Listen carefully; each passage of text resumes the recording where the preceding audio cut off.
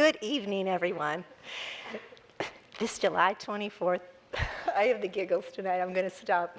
This July 24th regular meeting of the Fairfax County School Board will now come to order. Please rise for the Pledge of Allegiance, a moment of silence, and the performance of the national anthem by the McLean High School Symphonic Clarinet Quartet under the direction of Chris Weiss.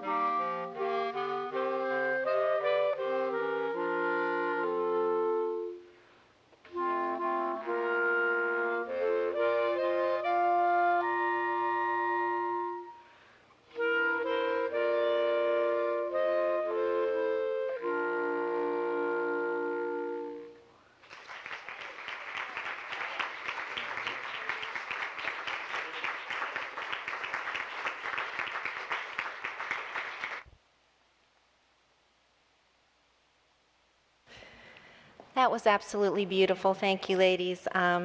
It wasn't planned, but I have 3 generations in my family who've played the clarinet, my mom, myself, and my daughter.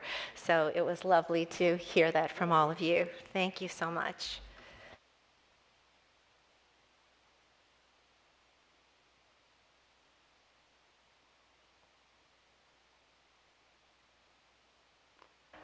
A few announcements before we begin tonight's meeting.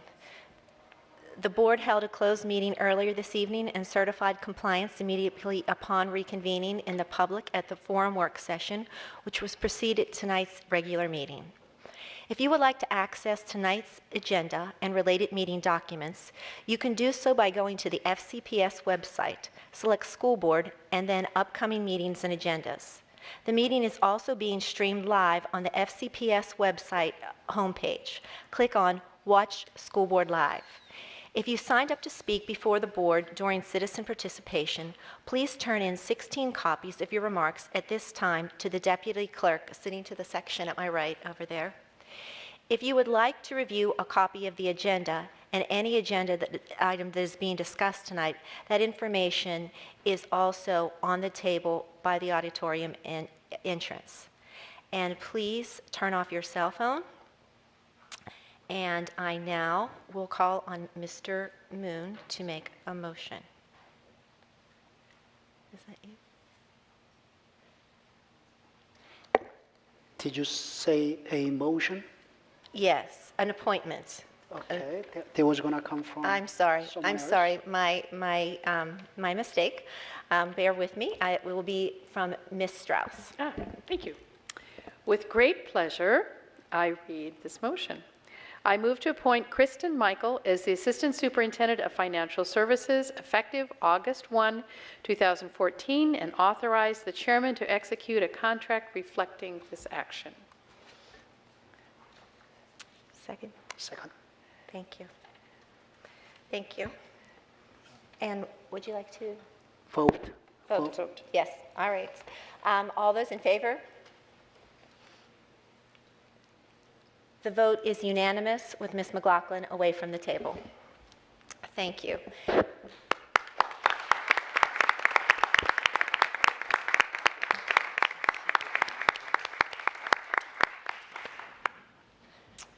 Chairman Derenak Kofax, Vice Chairman Velkoff, Honorable School Board members, Superintendent Garza, and Chief Operating Officer Quinn, thank you so much for the opportunity to serve you as the Assistant Superintendent for Financial Services. I really value all of the time I've been able to work with you and your leadership, and I really look forward to working with you in this new capacity. I appreciate the trust and confidence that you placed in me, and I'm very excited about the new opportunity. Thank you. Thank you so much.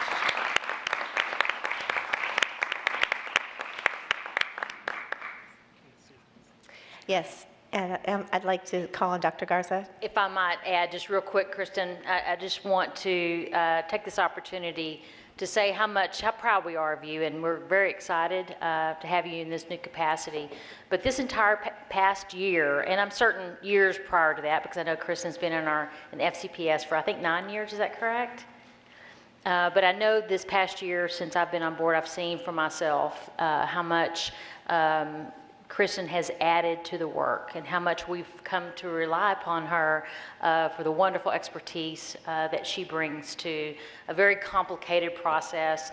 And I will, one of the things I would say that I admire the very most about Kristen is not only does she know her craft and know her work very well, but she's also an excellent communicator, and she has a real knack for taking sometimes very complex information, a $2.5 billion budget, for an example, and she has a way of communicating that in a way that the layperson can understand. And that's a real gift and a real quality that we need in these kinds of positions as we strive to be as transparent and as open with the community as possible. So we're delighted to have you step up into this new position. We certainly appreciate the work that Susan Quinn has done in that role, but now she steps up into the Chief Operating Officer position. We're just really excited to have you. It'll be a natural fit and an easy transition, so we're delighted to have you. Thank you very much, Kristen. And thank you.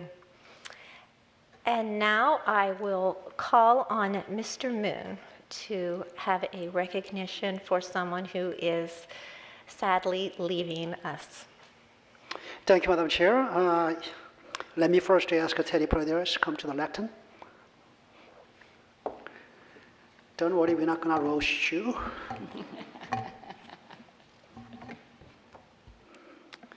And good evening. As many of you know, I arrived in the United States as an immigrant from Korea when I was 17. Knowing very little English, I decided to repeat the sophomore year and enrolled at the then George Washington Junior High in Alexandria and proceeded with my education, enhanced mostly by a few patient, helpful teachers and my own determination to survive. At that time, English as a second language was barely being debated as a topic for public schools.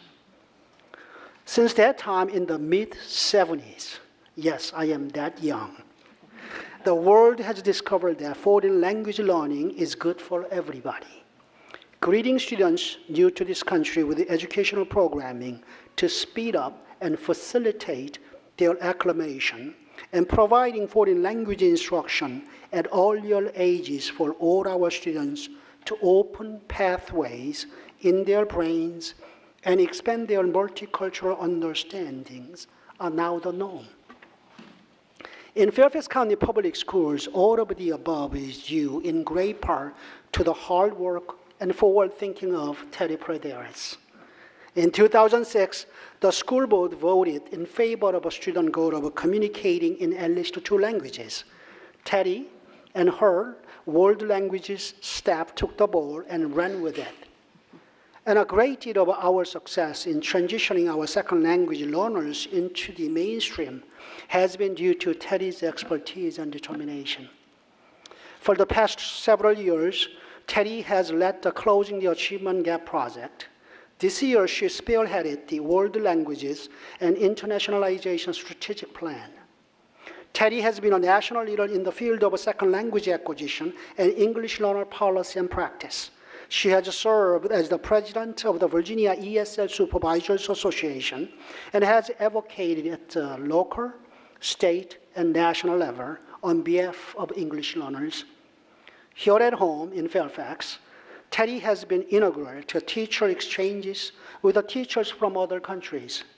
She and her staff always find just the right schools and classrooms to welcome our guests and provide an optimal Fairfax County experience.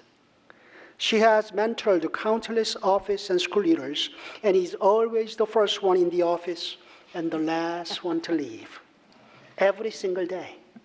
It is no wonder she has accomplished so much.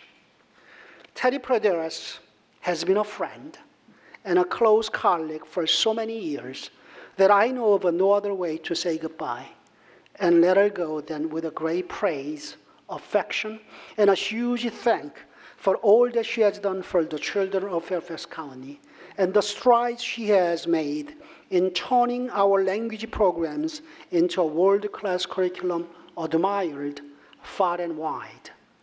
She's so smart, reach your minds, and can answer your questions even before you finish asking them. I know Teddy is going to retire into the sunset. Her professional commitment to learning and language instruction is just too strong. She'll find a way to internationalize all the world's languages. Teddy, good luck and thank you.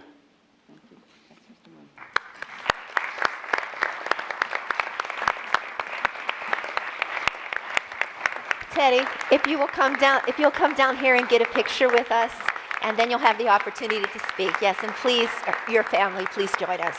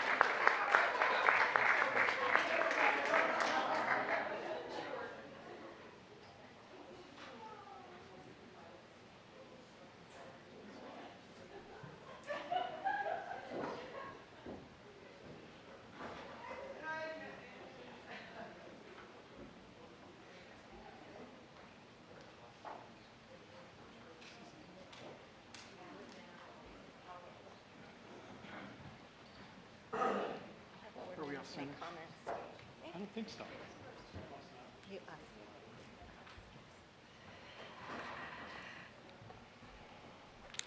Teddy, we have some board members that would like to make remarks, and then would love to hear from you. So I'll start with Ms. Hines.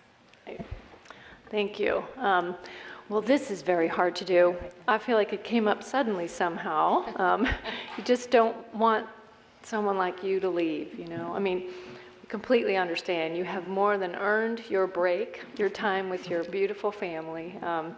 But you know, I think one of the things that I understand about you and my time on the board is that you're that human link, you know, between the children the school, the families, the community. I mean, all those links that have to be made to meet the needs of our second language learners, our English language learners, and reaching right down into the family, you know, helping parents. I think when I think of adjectives to describe you, and I know a lot of people could think of many, but I think of creative. I mean, always figuring out, okay, what's the way to solve that problem?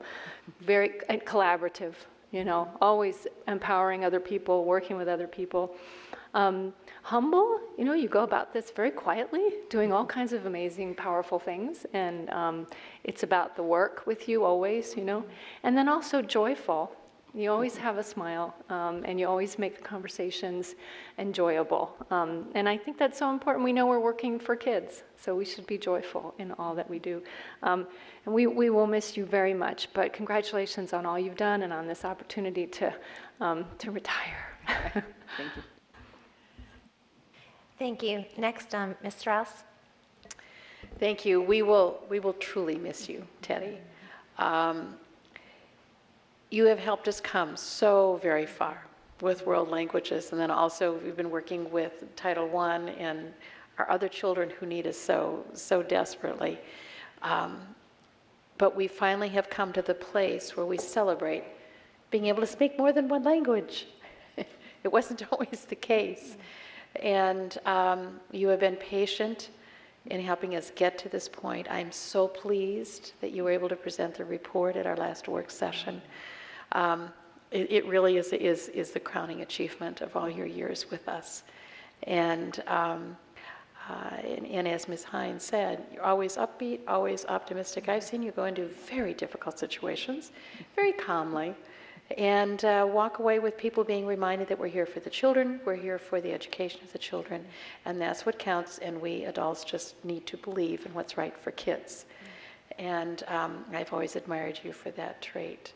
So thank you for all your years of service, and you will be leaving a tremendous legacy. When we first started with some of these programs 25 years ago, and I think of how hard it was, and now that we truly celebrate all of these abilities, and finally the research can see it in the brains, that cognitive flexibility is a good thing. And the latest study is that we old folks, if we could somehow learn another language, it might stave off Alzheimer's as well. So you've stayed long enough to convince us of what you knew all along was the right path. Thank you very much. Mr. Stork. Teddy, I don't know if I can add much to what's already been said, but I just wanted to at least lend my voice and thank, really deep thanks and appreciation and really all the love and care that I see and have felt from you about kids and your work and the passion about bringing people together and having us really see beyond where we are today. And some of the vision that we've realized as a result of your work is really phenomenal. And I just wanted to add my thanks and deep appreciation for that. Thank you. Thanks, Mr. Storm. Thank you. Ms. Smith. I can't believe you're going. And that's all about us, right? We don't want you to go. I want to thank you for your expertise, your professionalism, and your passion for the work for the students and for our staff. You've benefited, I would guess to say thousands and thousands of students. So thank you, Teddy. Thank you, Ms. Ms. Evans. I also just want to add my thanks, and I was talking with you recently about the World Languages Report, and I thought, oh my gosh, talk about going out with a bang. You know, you must not have taken a minute off to kind of glide into retirement. You know, you just went right up to the very end. So I just want to thank you for all your creativity and for how very, very far you have brought us. So thank you, and have a wonderful retirement. Thank you. Mr. McElveen? Oh, Teddy. Well, I do wish we could be showing the Who's Teddy video that was compiled by Sam Klein and so many others tonight, because as you can see at this board table, none of us have to ask who's Teddy. And I think that's been the case throughout our community. I think, you know, it was mentioned at your retirement party that you've touched hundreds of thousands of kids, and that is so powerful. All of our kids go through learning foreign languages, or many of our English language learners are touched by you as well. So that's something very powerful that I hope you take into retirement. And for many years to come, people will be asking, who was Teddy? Ms. Reed? I'll just add to the accolades. One thing I think that's notable is that we don't often recognize directors when they retire. This is a big deal, and for people in the community, they're probably saying, who is this person? Well, I think you're hearing that she is truly an outstanding individual, that she has made quite a contribution on the organization, on everyone that she touches, and she does it, as my colleagues have said, with passion, with a smile, with a can-do attitude, always. And so knowledgeable, no matter what the question was, boy, it was right there at the tip of her fingertips. Appreciative, too, when we would be at events, and she'd say, thank you so much for coming. It means so much to people. She really is, I think, the personification of the ideal employee here. And we're sorry to see her go, but she does have a family, and she's ready, I'm sure, for a new chapter. But don't be a stranger, and your legacy will live on. And hopefully now we're at a point where we're going to be, heading exponentially now with our world languages programs. Thanks to you. Thank you, Teddy, and best wishes. Thank you, sir. Mr. Velkoff? Teddy, you have taught me so much just in the 2.5 years that I've been here. I don't know who I'm going to go to now, but I appreciate everything that you've done for the school system over the years. I can't add too many other superlatives that have already been expressed here, but I will say adieu, sayonara, das vidanya, auf Wiedersehen, goodbye. That's great, thank you. And Teddy, before I let you speak, I want to add my 2 cents. I want to just thank you for your positive attitude, for your care of our system and your care of our children. So many of my colleagues have used the adjectives to describe you: positive, creative, always smiling. Whenever I brought a problem to you in my district, you took something that seemed like it was a no-can-do and made it happen. And I just thank you for your creativity. And I will add one more bit of a adjective or a descriptive. I would say you're a magician at what you've done, because you make very difficult challenges look easy to do. And we thank you so much for that. And Dr. Garza would like to speak just before you do. Well, Dr. Praderus, Teddy, I believe I speak on behalf of our entire leadership team that's sitting right over here, that you are a very special leader and educator. And that was very apparent to me as I came into the division a year ago. I will tell you that anytime there's a challenge, a problem to be solved, Teddy's the person to call. And there's such a high degree of confidence in you, such a can-do spirit that you have brought to the work over, I don't know, I forget now how many years in the system. 24. 24 years in the system. What an impact you've had. Some of the programs that we're most proud of, that we speak about all throughout this country, and where people look to us and say, look what a great program they have in FCPS. You had a hand in creating. If not, you were the one whose creative ideas led to those programs starting. But our ESOL programs, the way that you champion, not only for children, but for their families, you are very special, and you will be greatly missed, but your impact will be felt for many, many years to come. So many great teachers we have in our system that you help develop and coach and mentor. And finally, I will say that at Central Office, we want to always be about children. And you're always about children. And secondly, always about support to the schools. And I will tell you, our principals, if they were all here today, they would tell you that Teddy's the person to call, and you were always so responsive and supportive in the work that our schools are doing. So thank you. And we will miss you, and we hope you have a wonderful and very fun retirement. Great. Thank you, Dr. Garza. I hope that you'll introduce your family, your lovely family. Yes, I will. Okay, in good. just a moment. Okay.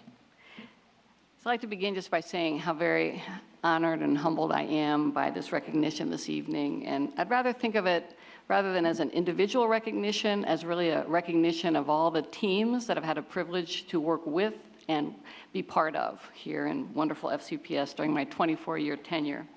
So I'd like to this evening express my gratitude to those teams. And first and foremost, I'd like to start with the school board. And thank you for your vision, your futurist thinking, your insight into setting 21st century goals for our students to prepare them to become successful members in our global society. Your visionary leadership is truly just unsurpassed throughout this country.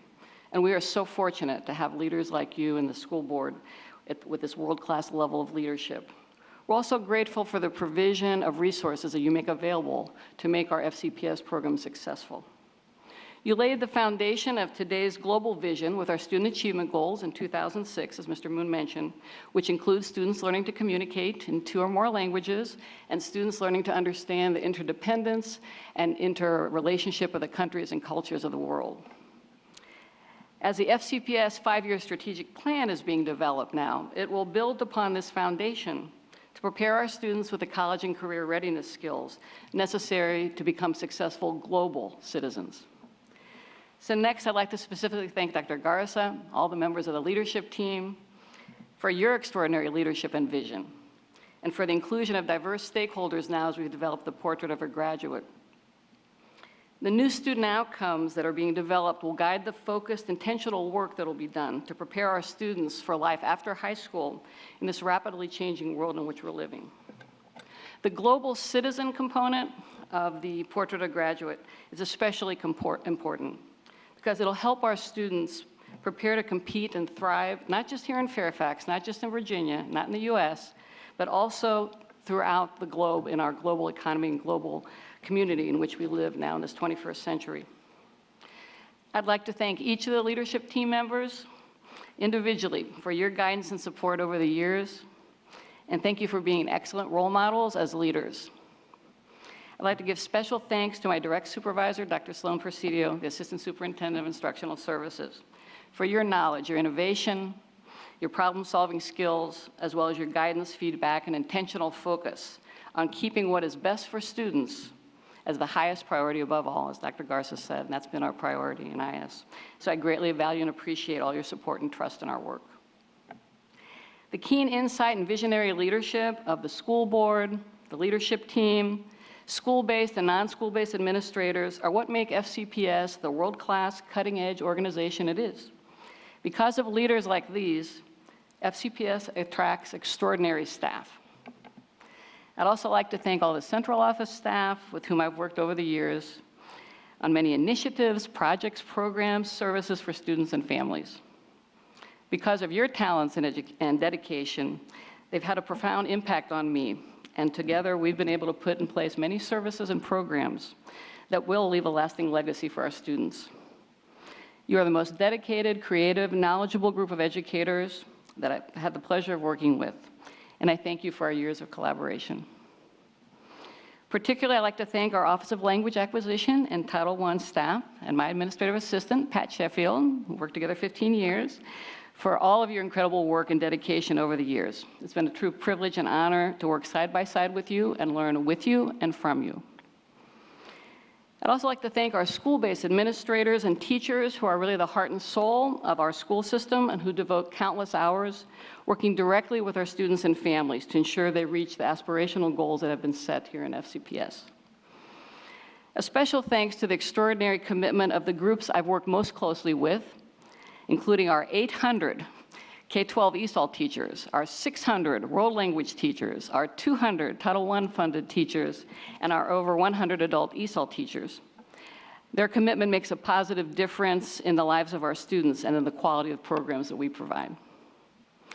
My gratitude is also extended to our community and the parents in the community for their support of their children's education and the support of FCPS services and programs. Also, as a parent, I would like to thank the school division for educating our children. Our children are both graduates of Fairfax County Public Schools, Chantilly High School. And I'd like to introduce my husband and children right now, my husband, Peter Alipohoritis, and my children, Yanni and Alexander Alipohoritis. And I'm very proud to say they're not only graduates of FCPS, they both hold teaching licenses and they're gainfully employed. So I'd also like to take this opportunity to thank my family and all our friends for their love and support and patience during my career here in FCPS. In closing, I'm just so honored and grateful to have had the opportunity to work together with all these devoted FCPS educators and teams in one of the best school divisions in the country. To quote one of my ancient Greek ancestors, Socrates, "Education is the kindling of a flame, not the filling of a vessel." So although that quote is from over 2,000 years ago, it does still apply today. So may we continue to kindle that flame of learning within our students here in FCPS as we develop now the student outcomes of the Portrait of a Graduate. And I extend my gratitude in advance to the school district, to the school board, and to our leadership team for working towards providing the 21st century skill of world languages instruction for all students. That would be the best retirement present ever. So with that, I will just close by saying I wish continued success for all of FCPS. Gracias. 감사합니다. 시에시에. Arigato gozaimasu. Danke, merci, evcharisto, and thank you very much.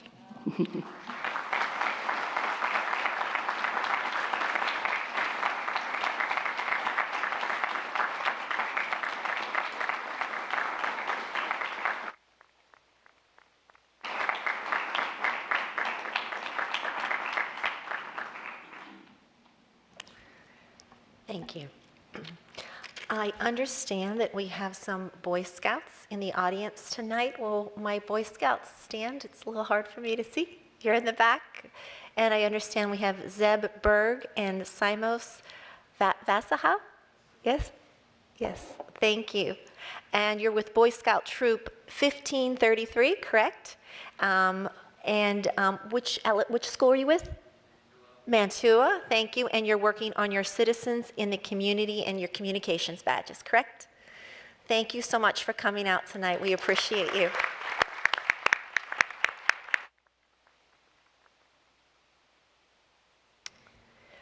Our next order of business is citizen participation. And Fairfax County citizens who would like to address the school board should arrange to be placed on the speakers list by signing up online at www.fcps.edu or by calling the school board office at 571-423-1075. If the concern is a group concern, please consider appointing a spokesperson, and while the spokesperson is speaking, those in support may stand to show their support. The school board will not hear statements involving issues that have been scheduled for public hearings, such as capital improvement program, budget, and boundaries, or personal attacks on any person. Complaints regarding individual students or school-based employees should not be raised at public meetings. Any such concerns should be directed to the appropriate school principal or other school official. Citizens are encouraged to write the school board on any school-related topic. Speakers are requested to limit their remarks to no more than 3 minutes and provide at least 16 copies of their presentation for distribution to the board. Tonight, we have 6 citizens signed up to address the board. The first 3 are Bruce Kaplan, followed by Cherie Brown Kaplan, followed by Mr. Steve Greenberg. Mr. Bryce Kaplan, please. Bryce, got it right. I said Bruce, but it's Bryce. Great.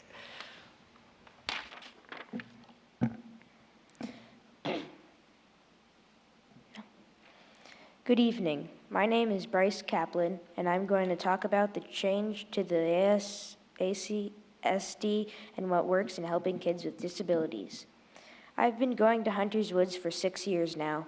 When I first went there, I didn't know what to think of the place, but after 2 years, I came to realize what a great school it was. Like 1 in 68 kids, I have ASD, autism spectrum disorder. All of my teachers from 1st to 6th grade have done their best to help me understand what was being taught. But I learned that I wasn't letting them teach me, so I had to listen better so they could help me. They taught me how to focus on what's important, how to solve problems, and to become great at math. I am now ready to take Algebra 1 in 7th grade. Hunters Woods is a great place for kids to learn. It has friendly teachers, counselors, and staff. The school really understands kids' needs and how we learn best. It also has a magnet program, and unlike most schools, we go over more in art and science. I just hope the cafeteria gets better food. That's the really only downside in elementary school. I'm really going to miss Hunters Woods, but I know it's for my own good to learn more in middle school. But thanks to my teachers and the way they taught me, Hunters Woods has made me a better kid. Thank you. Thank you very much, very much.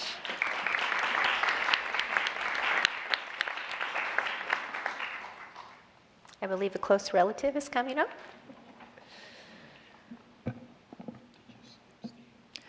Good evening, Dr. Garza, esteemed school board members. My name is Cherie Brown Kaplan, and I am the chair of the Fairfax Alliance for Appropriate Public Education and parent of a rising middle schooler with ASD, autism spectrum disorder. I am here tonight to support the school board's charge to the Advisory Committee on Students with Disabilities, which has been finely crafted by Mrs. Schultz, and to tell you why these objectives are so important. I want to share with you about one elementary school where addressing executive function and social skills is making a difference. Hunters Woods does not specialize in serving students with ASD, but after a rocky start, my son's challenges became the impetus for innovation and collaboration in a way that I have rarely seen in other schools. The staff actively worked with me to come up with the right interventions and balance of services to help my son progress. They weren't afraid to use the best practices I brought to them and hadn't tried before, and willingly shifted to another approach when something failed to work. For example, to help my son with self-regulation, the school counselor initiated a social skills group using Michelle Garcia Winner's social thinking Superflex curriculum. To address his rigid thinking and difficulty with executive function, the school participated in an FCPS pilot of Unstuck and on Target. When his private neuropsychologist recommended video modeling, his special ed teacher began a weekly film group where my son and other students acted out various social scenarios, filmed themselves, and then critiqued their interactions. Hunters Woods also saw the spark in my son and knew he could perform advanced academics if appropriately motivated. Once he discovered he had an ability for math, he began to demonstrate a real interest in learning. In 6th grade, he was permitted to take 7th grade math and scored in the 98th percentile on the IAT and achieved a pass advance on the SOL.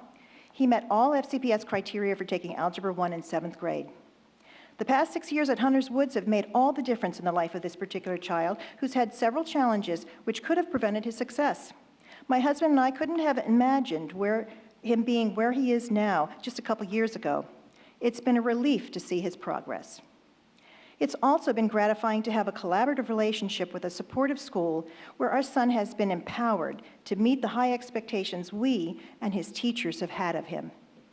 In the end, what I believe has made Hunters Woods the best school for my child is that the administration and staff truly have a child-first mentality that carried over to everything they did to help him. I wish each and every public school in FCPS was as flexible, innovative, and caring. My experience at Hunters Woods can and should be the experience of every parent of a child with a disability in FCPS. Fully embracing the objectives of your charge to the ACSD, both in policy and programs, will help make that happen. Thank you very much. Thank you. Mr. Greenberg?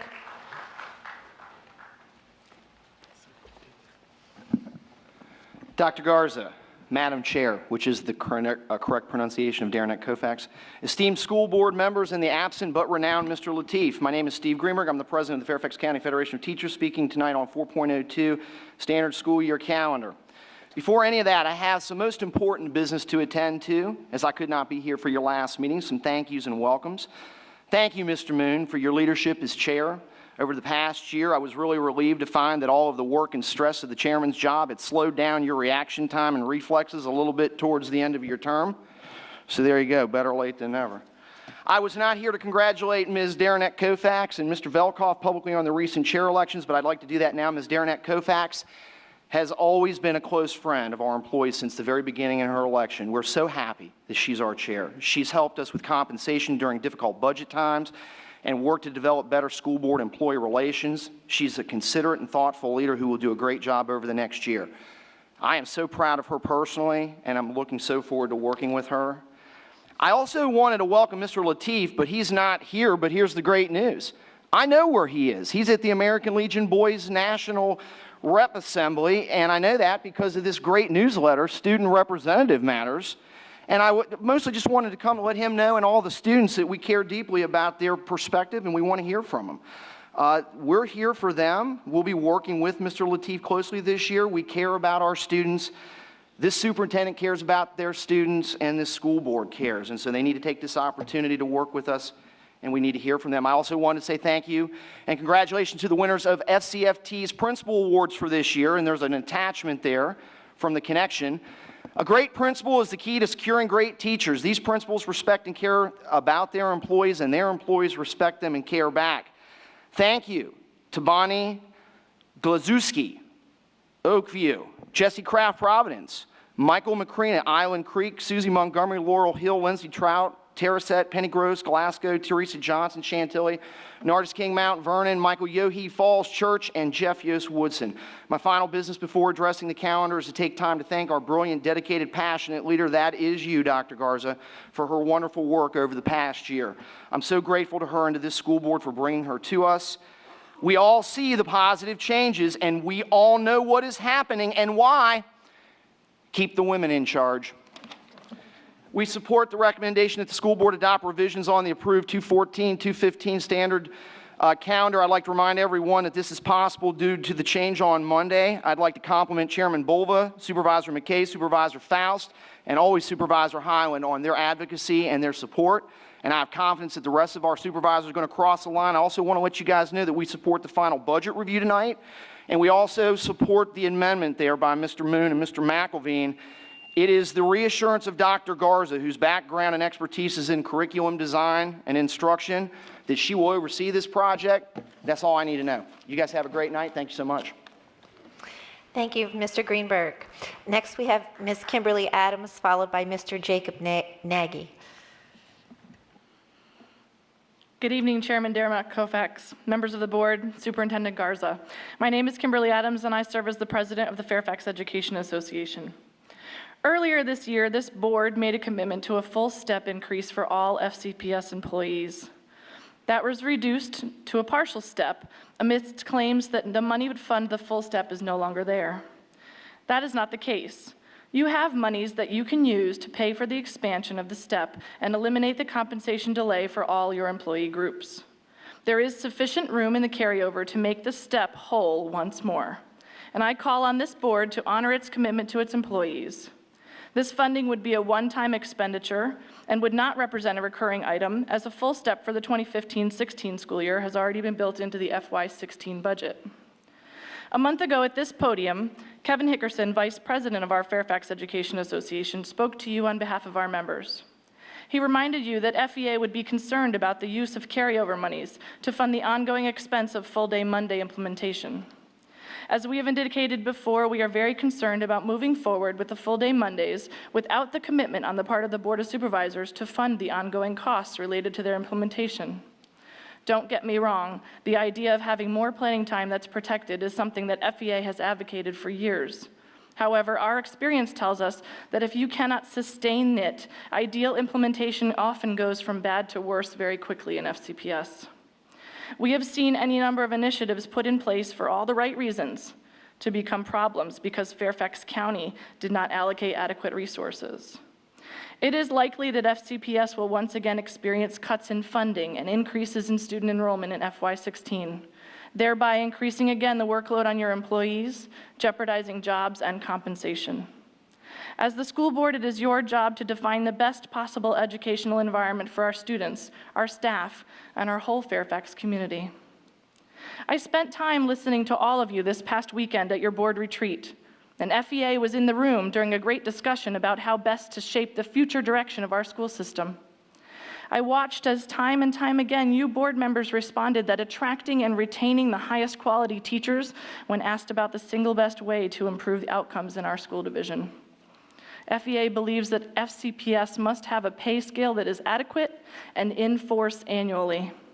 You cannot expect your employees to continue to work under these conditions of uncertainty and maintain the world-class system we've built in FCPS. Thank you for your time, and I look forward to your discussion on the year-end budget review. Thank you, Ms. Adams. Mr. Jacob Nagy.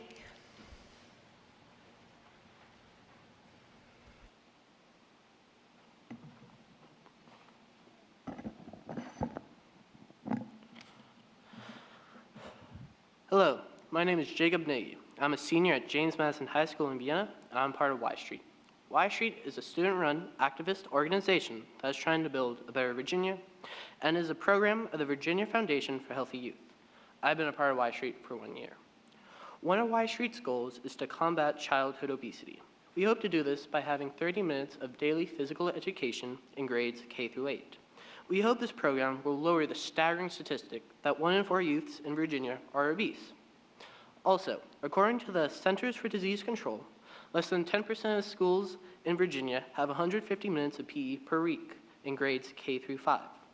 Now, PE not only helps lower childhood obesity, but also improves student academic performance.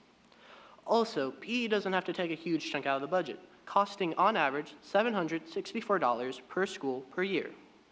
Now that you have a general idea of what started our campaign, called Act Out, I would like to go over our findings. We started the campaign by surveying Virginians and found that 94% of them supported PE in middle and elementary schools. We also found that 97% of teachers supported 2.5 hours of PE per week. Once we finished surveying Virginians, we started to ask them to fill out support cards. A support card consists mainly of them writing a small message saying why they supported PE. We had a total of 3,406 residents in Fairfax County support our cause, along with 27 let me rephrase that. We had 3,406 residents in Fairfax County fill out a support card. We had 27 residents take a photo pledge. We had Delegate Ken Plum support our cause, along with several other principals, and school board member Megan McLaughlin at the 2013 school board meeting. Now, you might be wondering why a high school student would be so passionate about PE. The reason why I'm so passionate is because I love PE. I might not have the typical physique of someone who loves PE, but whenever my friends would be grumbling and mumbling going to PE, I would be as happy as can be. I hope to get more kids into PE so they learn they might like to play a sport, like football or soccer, and we have our next sports star. That's why I'm trying to get 30 minutes of physical education. I would like to thank you for giving me a moment of your time. I would like to meet with each of you individually to talk about Act Out and my hope to work to make Virginia a healthier place. I'm happy to take any questions you might have. Thank you very much. We typically don't take questions, but we appreciate that, and I'm certain many of us will be honored to meet with you. So thank you so much for coming out tonight. Thank you.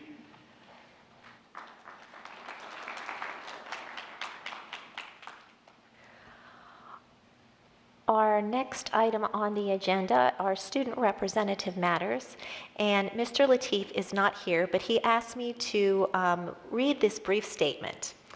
He apologizes for his absence this evening.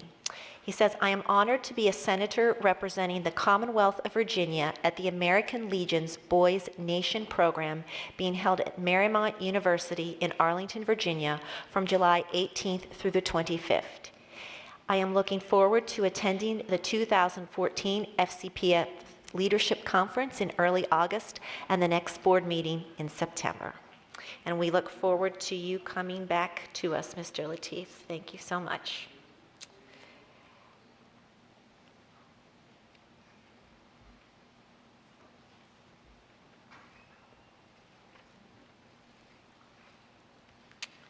Next on the agenda, I would like to call on Mr. Valkoff for a motion. Thank you, Madam Chair. I move that the school board approve the revenue and expenditure adjustments in the FY 2014 final budget review as detailed in the agenda item. Is there a second? A second from Ms. Reed. And I will now call on Dr. Garza for some brief comments. Yes, thank you, Madam Chair. Madam Chair, members of the board, I just wanted to touch on the year-end balance. Oftentimes we are asked about, and there's been continued back and forth and questions regarding the year-end balance. In fact, there was a recent article in the paper that addressed the year-end balance, and it's very important that we're clear and concise in our communication so that our public is clear about these nuances around our budget. The fiscal year 2014 available ending balance is $38.2 million, which is 1.5% as compared to $55.7 million in our previous year, which represented 2.1% of our budget. In the county's 10 principles of sound financial management, it states, it is imperative that positive cash balances exist in the general fund at the end of each fiscal year. And it's similar to your household budget. If you spend at the end of the year, if you spend to the last penny, you're in a dangerous position because of fluctuating costs that might not be accounted for. And to provide some context around that percentage, our monthly payroll and benefits is $150 million.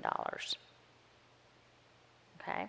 So in terms of the 1.5% year-end balance, I think that's an appropriate, and certainly, the smaller it gets, the more concerned I think we all have to be about being able to manage the fluctuating costs. Since 88% of our budget, we're a very people-intensive business, 88% of our budget is for personnel cost. So we have to be make sure that we have enough in there for those kind of fluctuating conditions. In fiscal year 2014, there was a decrease of $17.5 million, or 31%, in the funding available to address our beginning balance. So that structural imbalance, that the monies that we've had to, at year end, move toward the next year to balance the budget, that has been concerning to us for many, many years, but it's our reality. And as those year-end balances decline, that leaves a greater void or hole for us to fill in order to make the next year's budget balance. So although the county's fiscal year 2015 budget does not rely on one-time resources, the FCPS budget does, and it still includes a large one-time funding component, our current budget does, of $49.2 million. For tonight's final budget review, we're recommending approximately $23 million be set aside for fiscal year 2016, which is significantly less than the $49.2 that is in our fiscal year 2015 budget. So that speaks to how important those year-end balances are to our next year's fiscal year. But it's something we've been anticipating, and we've been watching it decline over time. So I just felt like it was important for our public to understand and we need to continue to talk about the importance of these year-end balances and why they exist. Most, if not pretty much all large organizations, if even the small ones, you should have some year-end balance remaining at the end of the year. If there's a member of the public that's interested more about that, we do have a lot of information available on our website about all of our budget and particularly more information around our year-end balance. So thank you, Madam Chairman, for the opportunity to touch on that particular issue, but we'll be happy to answer any other questions that you might have. Thank you, Dr. Garza. I'm going to call on Mr. Moon to make an amendment at this time. Thank you, Madam Chair. I move to amend the main motion by adding a placeholder for $0.2 million to begin world language curriculum development for elementary and secondary schools, as well as look for opportunities to develop global partnerships, and reducing the funding set aside for the FY 2016 beginning balance by $0.2 million. Is there a second? Mr. McElveen? Mr. Moon, would you like to speak on your amendment? Yes, thank you, Madam Chair, again. First of all, I want to thank Mr. McElveen, who has worked with me in coming up with this motion. As we all know, one of the important Student Achievement Goals 1.2, is that our students will communicate in at least 2 languages. This is also a desired outcome of FCPS Portrait of a Graduate that we are currently developing. Another important goal, Student Achievement Goal 1.4, is that our students will understand the interrelationship and interdependence of the countries and the culture of the world. At a school board forum meeting on October 10, 2013, that's last year, the school board requested that staff establish a working group to develop recommendations to improve world language delivery and engage with the business partners and the diplomatic community, and ask to report back to the board with the recommendations by June or July of this year. As a result of the request from the school board, the World Languages and Internationalization Working Group was formed. That group included 36 members from the community, schools, and central offices, and it began working from November of the last year, and finally presented its report to the school board just a couple of weeks ago. The report was a fine piece of hard work and included many excellent recommendations. The recommendations included, among others, replace the FLAS program with a language through content in STEAM, which is science, technology, engineering, and arts and mathematics. Under this model, the target language is taught simultaneously through hands-on project-based STEAM activities. It maximizes instructional time and has the dual benefit of teaching the target language while simultaneously developing student achievements and knowledge in STEAM. To reduce the costs, the FLAS teacher staffing is modified to be included as part of the designated staffing for specialists such as art, music, and physical education. Another recommendation, as we all can recall, included in the report, is to develop and offer synchronous virtual credit-bearing language courses at the secondary level and expand FCPS online campus language course offerings.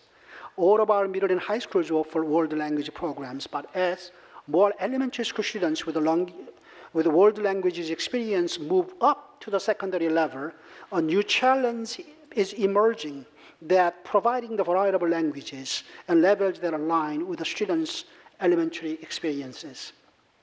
The report further included recommendations for us to expand international experiences for both students and teachers.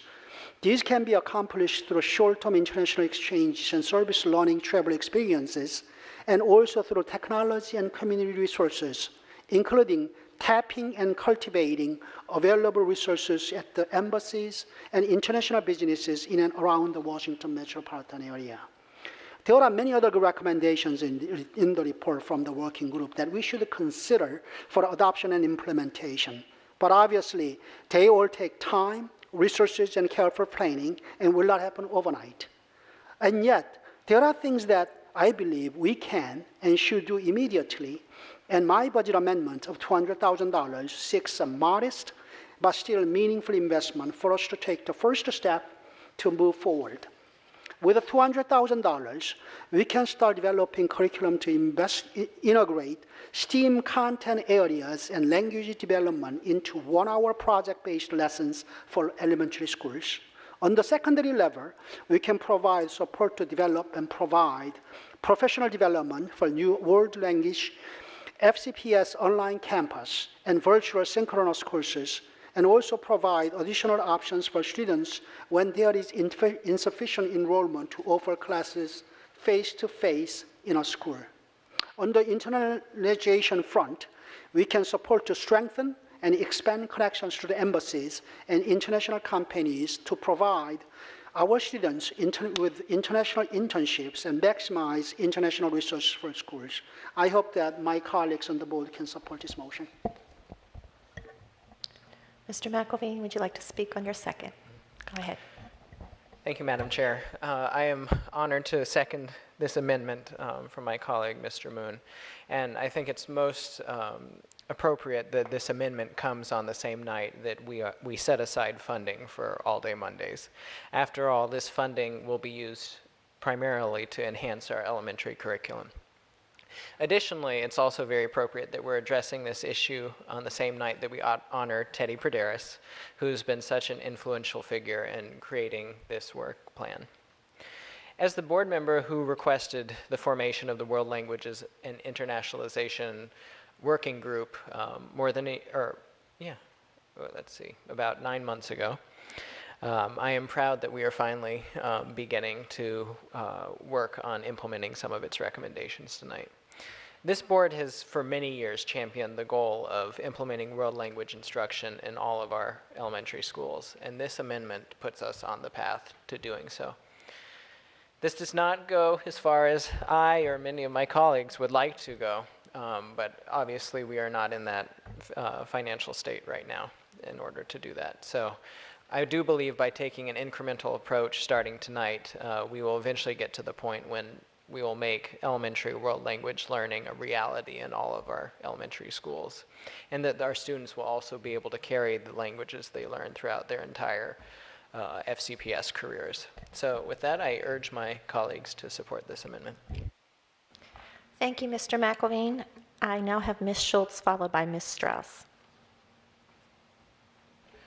So I'm trying to understand the background from the description, Mr. Moon, that you provided, because I largely heard that this is curriculum development, and we have an instructional services department that develops curriculum who are already, payrolled staff. And so what I'm trying to understand is typically when we add money, we're adding either staff or we're having to procure a thing, fill in the blank, a widget, supplies. But if we already have the staff, and in a budget with 88% of our budget being staff, we have the resources of the bodies necessary to do this. So what does the $200,000 actually represent? STEP can help me out, but my understanding is with the $200,000, there will be a one position added to develop elementary curriculum. It's a STEAM-based elementary curriculum. We do not have, additional staff to, develop that particular curriculum at this point. And another position will be added to provide, basically it is for the secondary vertical alignment so that as the students move up from elementary schools to the secondary level with the second language acquired from elementary schools, we need to provide them opportunities so that they can continue in learning their a target language at the secondary level. There are certain things that we should do. I think you remember from the presentation by the staff at the last work session. So that's another position to be added for the secondary level development. And about half a position goes to develop the international partnership opportunities, seeking with the embassies and international businesses locally or globally, so to provide more opportunities for our students and teachers. So if I understand you correctly, it's one full-time equivalent and two half-time equivalent positions. Two full-time equivalents plus one half-time. Okay, so what I don't understand is why the bandwidth for curriculum development isn't resident within the existing instructional services and other staff. I mean, we have curriculum development staff already resident within central administration. And so I don't understand why we can't, like you task a satellite to go do something, why we're not tasking the existing staff without having to add, because this becomes a perpetual, this isn't a one-time cost, this becomes a perpetual, long-term. There are legacy costs associated with, retirement and everything else. So we're permanently expanding instructional services in order to do curriculum development. And I believe that I'm going to have Dr. Garza address your questions, but I believe that recently instructional service department, just like any other department, had to make a position cuts. I think they got like 13 positions, and they believe that without adding this another position, they will not be able to. They do not have enough resources to develop new curriculum. It's a STEAM-based new curriculum. That is why they were making a request for the additional staffing that was presented to us at the work session. I think Dr. Garza can address a little further. As far as the recurring cost part is concerned, yes, this may be a recurring cost, but once the curriculum is fully developed, we do not have, this cost does not have to recur. But that development of the curriculum is going to take us several years, though. But once the curriculum is fully developed, there will be no further cost on this part. Dr. Garza, could you speak to that, please? Yes, I was going to say that nothing is necessarily permanent. I mean, every year we have to evaluate the effectiveness of any of the work that we have underway, and Mr. Moon's correct. Once the curriculum design work is completed, then we have to assess whether or not those resources would need to be continually allocated for that purpose. I would like to, Dr. Presidio maybe to weigh in. He and his team, along with the working group, were the ones that made the recommendations for the additional staff. So I believe that he probably is best situated to provide the answer to some of these questions. Dr. Presidio? Yes, thank you. I'll just give you a few brief comments and then take any additional questions that you would have. In light of the complexity and the scope of this curriculum project is why we would be recommending the need for some additional staffing resources. So if you look at the elementary K through 6 curriculum that would be developed, we would be looking at 252 units of study that would need to be developed that do not currently exist and are not available on the private market. And that's really due, so that's the scope, and that's really due to the complexity of the nature of the curriculum, because this is a language through content model focusing on STEAM education. And I think, as the board knows, we really don't have much of a footprint in STEAM education currently, coherently or consistently across the division. We only have one STEAM resource teacher to support all of our teachers in FCPS. So what we'd be looking at is the integration, obviously, of science, technology, engineering, arts, and math, along with world languages, which is a difficult enterprise in terms of curriculum development to figure out how to do that well. And then, in addition to the curriculum development, there's professional development that the new teachers will need with the curriculum. So we would obviously be working with teachers that would not come first and foremost from a STEM background. They would come from a world languages background, and we would need to be able to support them to be able to implement the curriculum well. So that's really the big issue. I really appreciate, Dr. Presidio, you bringing up the professional development piece, because that part makes sense to me. That part I understand needing. And even to some degree, curriculum development, I'm concerned because I do believe that during the work session, and you can correct me if I'm wrong, that the question of whether there's any off-the-shelf material, and that when we have to do total proprietary development, what does that mean in terms of cost? And now we're seeing the cost. Mr. Schultz, I can address that. If you see the language of a motion, it says adding a placeholder, because you made that specific request at the work session. I added the placeholder into my motion so that staff could go back out. They have told us that they have not seen a off-the-shelf curriculum, but they will go back out and try to find whether there is, will make a further effort to do that. But once the superintendents make a determination there isn't one available, then they'll be able to use the funding to do it. And I appreciate the clarification from the maker of the motion on that piece. The remaining question that I have, and the real difficulty I have with this, and I did bring this up at the work session, is the component, and I don't know if I didn't hear in the clarification if it's one of the FTEs or if it's the half FTE, and I think it's the half FTE, which is the engagement of embassies and whatnot. I just don't see, I don't see the investment of this board doing a role like that, and to some degree usurping that from the classroom teachers. We've had a number of presentations to this board about the work that the teachers in the classroom are doing in that regard, and to layer another central administration position over that, that's the hiccup that I have remaining. So I definitely understand the professional development.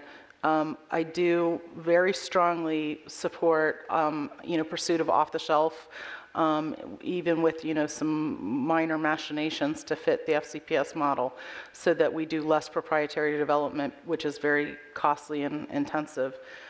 So I am concerned, and if either the maker or the seconder of the motion wants to talk about that other half TE, because if I recall during the presentation, that was like about $96,000, which would actually be about half of the money that's here as a placeholder. No, half a position is half of that.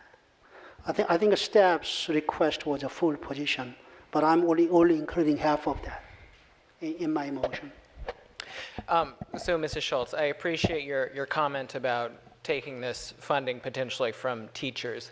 But what I would say is that we have to look at economies of scale and the ability for teachers to coordinate this kind of work on their own. And I know as one board member, I can take the example of on August 7th, we're having a delegation from Shanghai come to FCPS. I'm going to give them a presentation. But the coordination of that entire visit falls upon me. Just like I know when Mr. Moon entertains delegations here as well. And that's part of being not only a national leader, but an international leader in education. And when our teachers are trying to do the same thing, I see this position as helping to coordinate that work with embassies to gain funding, to gain support from them to deliver those same opportunities. And thank you, I appreciate that. The clarification still leaves me a little bit puzzled because as we heard from guest speakers tonight, there's some in-house stuff that we've got to look at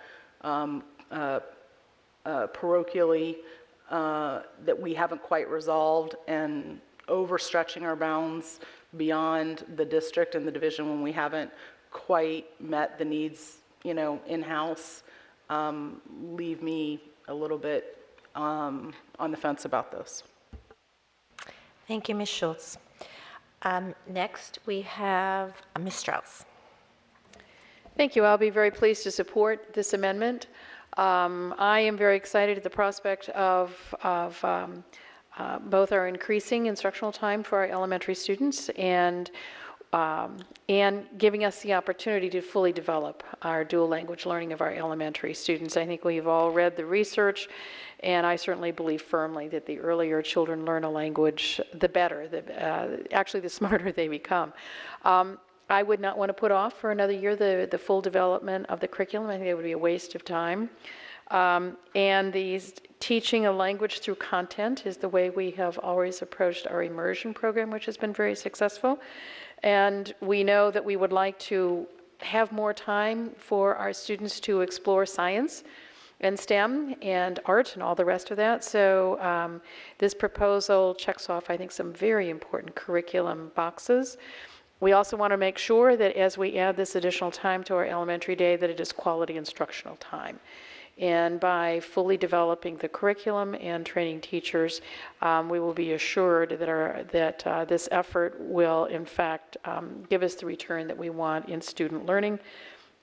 Also with regard with better coordination with embassies, international companies. Being part of the DC metro area, which is in many ways the global center for so much, there are tremendous opportunities that our schools can enjoy, and it's true, over the years we have individual teachers or parents have done some very interesting and worthwhile things with our international community, but it would be much better if this were focused and fully developed so that we can take advantage of the tremendous resources that exist here in the capital of the United States. So I fully support this, and I look forward to the curriculum development. I think it'll be very, very exciting.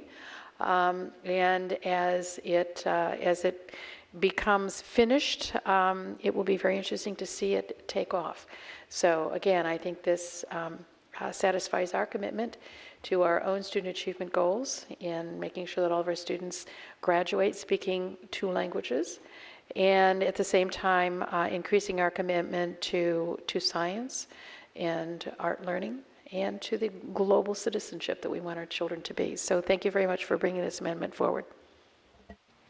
Next, I have Ms. McLaughlin, followed by Ms. Smith. I absolutely support the intent of what we want to do here in terms of bringing elementary foreign language instruction to our students. We know the research that supports that.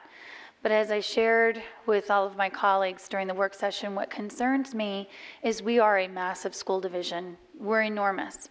And when I asked during the work session, what other school system in the United States can we point to that has anything like this at all? Because we are so large. And during the work session, I was told there wasn't one that had been identified. Is that true, Dr. Presidio? Yes, that's true. Yeah. And so for my colleagues and Dr. Garza, I want very much to support the spirit of this effort. but it does make me very concerned that we're embarking on something that no single division, no 26 high school pyramid division has gone in this direction yet. And that's where it gives me pause to say, if this is solid research based to support going this route, then in a country of 300,000 plus people, how come we don't see this anywhere? 300 million, sorry. So that's where I guess I would like to have a better understanding as we're being asked to start really investing in major curriculum development. What gives us the confidence that if it's not being done anywhere else in the United States, how do we take on something that isn't going to just be for a couple of elementary schools? We're talking about almost 150 elementary schools, and so therefore, you know, over 60,000 students. Ms. Smith. Oh, I guess I didn't put the question mark there, as I was going to ask Dr. Garza. You would like Dr. Garza or Dr. Somebody Presidio? help me understand, you know, how do we really tackle this, given it's not happening anywhere in the United States and we're so big? Why is it that we can't find it anywhere else as a model? One clarification I could just briefly make is elementary world language programming taught through content areas is a research-based model of instruction. The unique feature of what we're proposing to do here includes the STEM curriculum. And that's the part that's very unique. And I think to a large degree it's that we're still kind of emerging in the United States in terms of STEM and STEAM education. And the combining of that content with the teaching of world languages is what would be unique. I guess my worry is when I look at the challenges we know in our demographic changes here in the county, and really trying to make sure that our children are reading at grade level and have class sizes that enable them to be academically successful. I think that's where I'm sort of concerned about going down this path, when I worry about trying to do better in what we're already wanting to deliver in terms of K-6 instruction. So, and Dr. Garza, were you going to say something? Well, I guess I can weigh in here. Besides what Dr. Presidio said earlier, I think the instruction around world language is a benefit to our elementary schools. And certainly as we look at the full day Mondays, this opportunity and this resource investment, it's a great way to provide our planning time for our teachers across the board. So, I mean, in terms of a resource, we have to have another opportunity in many cases for students and teachers to have their planning time. So another enriching educational opportunity for students. This fits in very well. So I don't know if I explained that very well, but this is a resource that helps us achieve the full day Mondays. The schools that already had the foreign language instruction, you know, they already had the resource in place to help this happen. So I think it's a great opportunity for our students. I wish I had learned another language. So I see it as a enriching experience and certainly beneficial to our students. I do like the idea of using it as an opportunity not to just teach a language in isolation.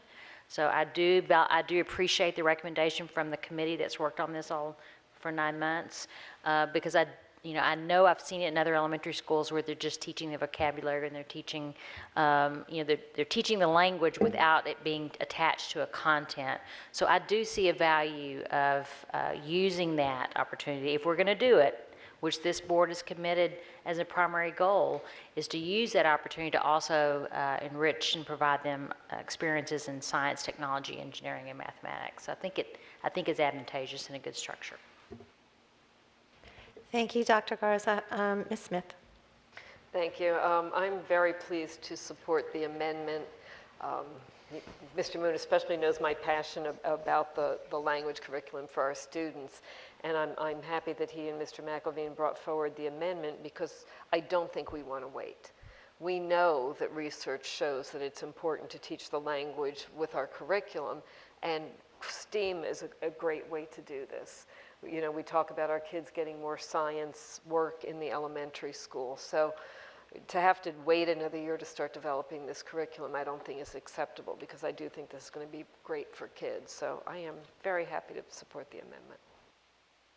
Thank you, Ms. Smith. Ms. Reed? Thank you, Madam Chair. Thank you to my colleagues for bringing this forward. This suggestion, I think, is a baby step, and I think it's appropriate at this time to take baby steps. I know there were several of us at the work session that had a lot of questions when we received that briefing.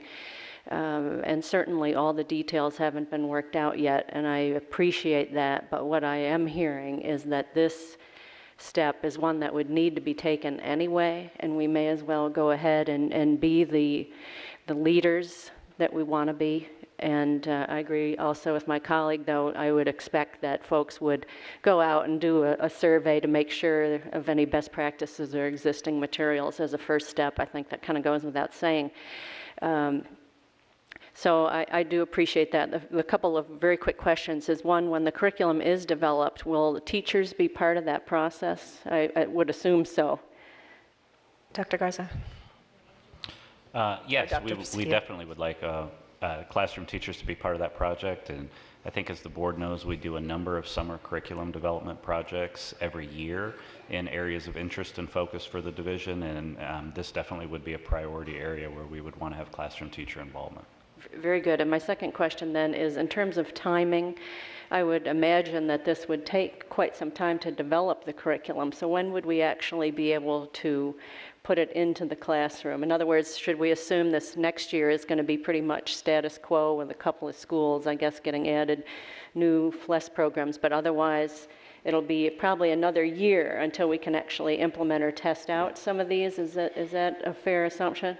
There was a timeline presented with the committee's reports. I think there may be some way to accelerate that timeline a little bit, but I do want Dr. Presidio to touch on the timeline. But I think that once a unit of study is developed by grade level, we have the opportunity to go ahead and implement those. But Dr. Presidio, have you thought about that? Yeah, that's correct. Originally, we had kind of proposed a rolling phase-in model. So once we would develop one grade level of curriculum, that would be implemented that following year, and that would phase in over the K-6 experience.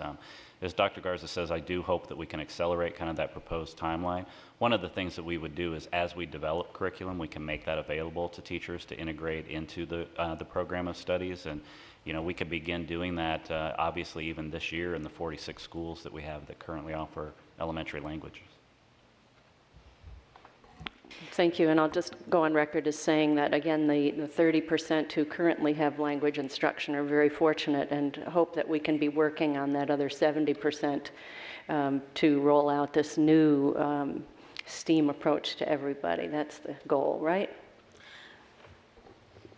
Initially, you know, we were very much restricted by resource. Right. Now that we do have full day Mondays, there are additional resource and support to our schools. So that's why we had a waiting list of only 9, because we have been very slow in being able to have the resource to expand upon it. So we had 9 kind of on the waiting list. We think that 5 will be in a position potentially to implement it, because we want to pick the right language where it's supported at the middle school level, and that students, there's a continuum of the language. We also think there's a very important community engagement process to get parents feedback into what that language should be, so we have the support of the surrounding community. So we have a process that works for us, but now that we have the full day Mondays moving forward, we do have the opportunity for more and more schools to get on board and develop these programs throughout, which has been an issue that this board, I know, has brought up in terms of equity for some time. We'll be able to address that. Thank you. So in closing, I'm happy to support the amendment and thankful that it was brought forward. Thank you. Any other board members? I will speak on it. I do appreciate the way the motion was crafted. I thank you all for your thoughtful way in which you did that. This, of course, does support our student achievement goals. very much what Dr. Garza just spoke about is important to me in the district that I represent, having more parity and more opportunities for more children to learn languages. That's very, very important. And now with the full day Mondays, as you said, we have the support in place to do that. I think, learning a second language through content areas, we are showing again that we're innovators and leaders in education. And also, I think there was a concern somebody had said, and I understand. I have read that second language learning has been actually shown to improve overall literacy in the primary grades. So I think that's very important to note. I think many of us know that, but I just wanted to highlight that. And I wanted to say that I will support this amendment. And so now, seeing no other hands, I will be ready to ask for a vote on this amendment. All those in favor? That is Mr. Moon, Ms. Reed, Mr. McElveen, Ms. Hines, Ms. Smith, myself, Mr. Valkov, Mr. Stork, Ms. Strauss. He told me that would happen to me, and Ms. Evans. And 2 away from the table with Ms. Any opposed? Well, everybody was here. And 2 away from the table, Ms. McLaughlin and Ms. Schultz. The motion passes.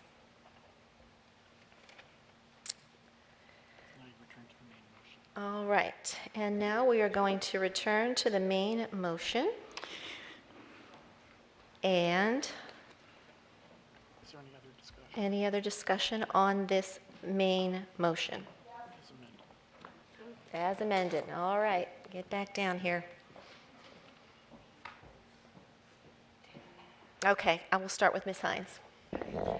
Thank you. Just to make sure that I'm in the right part of the meeting here, we're discussing the main motion, which is the budget, the end of year. Let me make sure I get back where I was. Final budget review, right? So this would be the point where we could speak a little bit to the concerns that have been brought up in the community about why we have an end of year balance, and what we do with it, what we should do with it, what we should not do with it, what makes sense, what doesn't.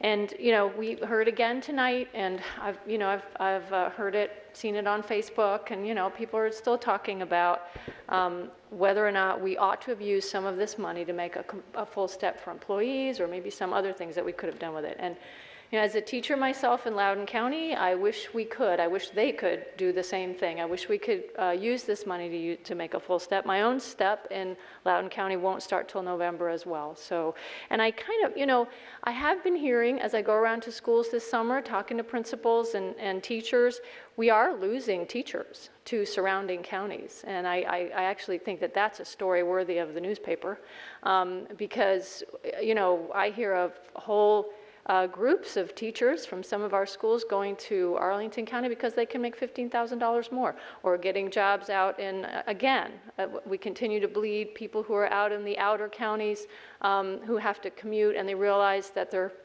not going to make any or much more money here, so why don't they get a job out there?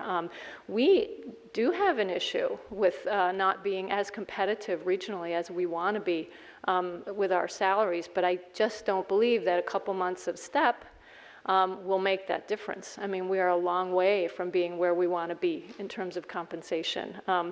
And if I looked at that $38 million, $38 million, it's about 1.5% of our operating budget. If I looked at that and thought this is money we could safely spend, there's a lot of things I would do with it. I mean, not just the step. We have to talk about class size. We have to talk about pre-K. We'd have to talk about, closing the achievement gap, psychologists, social workers. I mean, when I go around and talk to principals, there's all kinds of things that we ought to be doing that we can't do because, once again, we were left tens of millions of dollars short by our funders this year.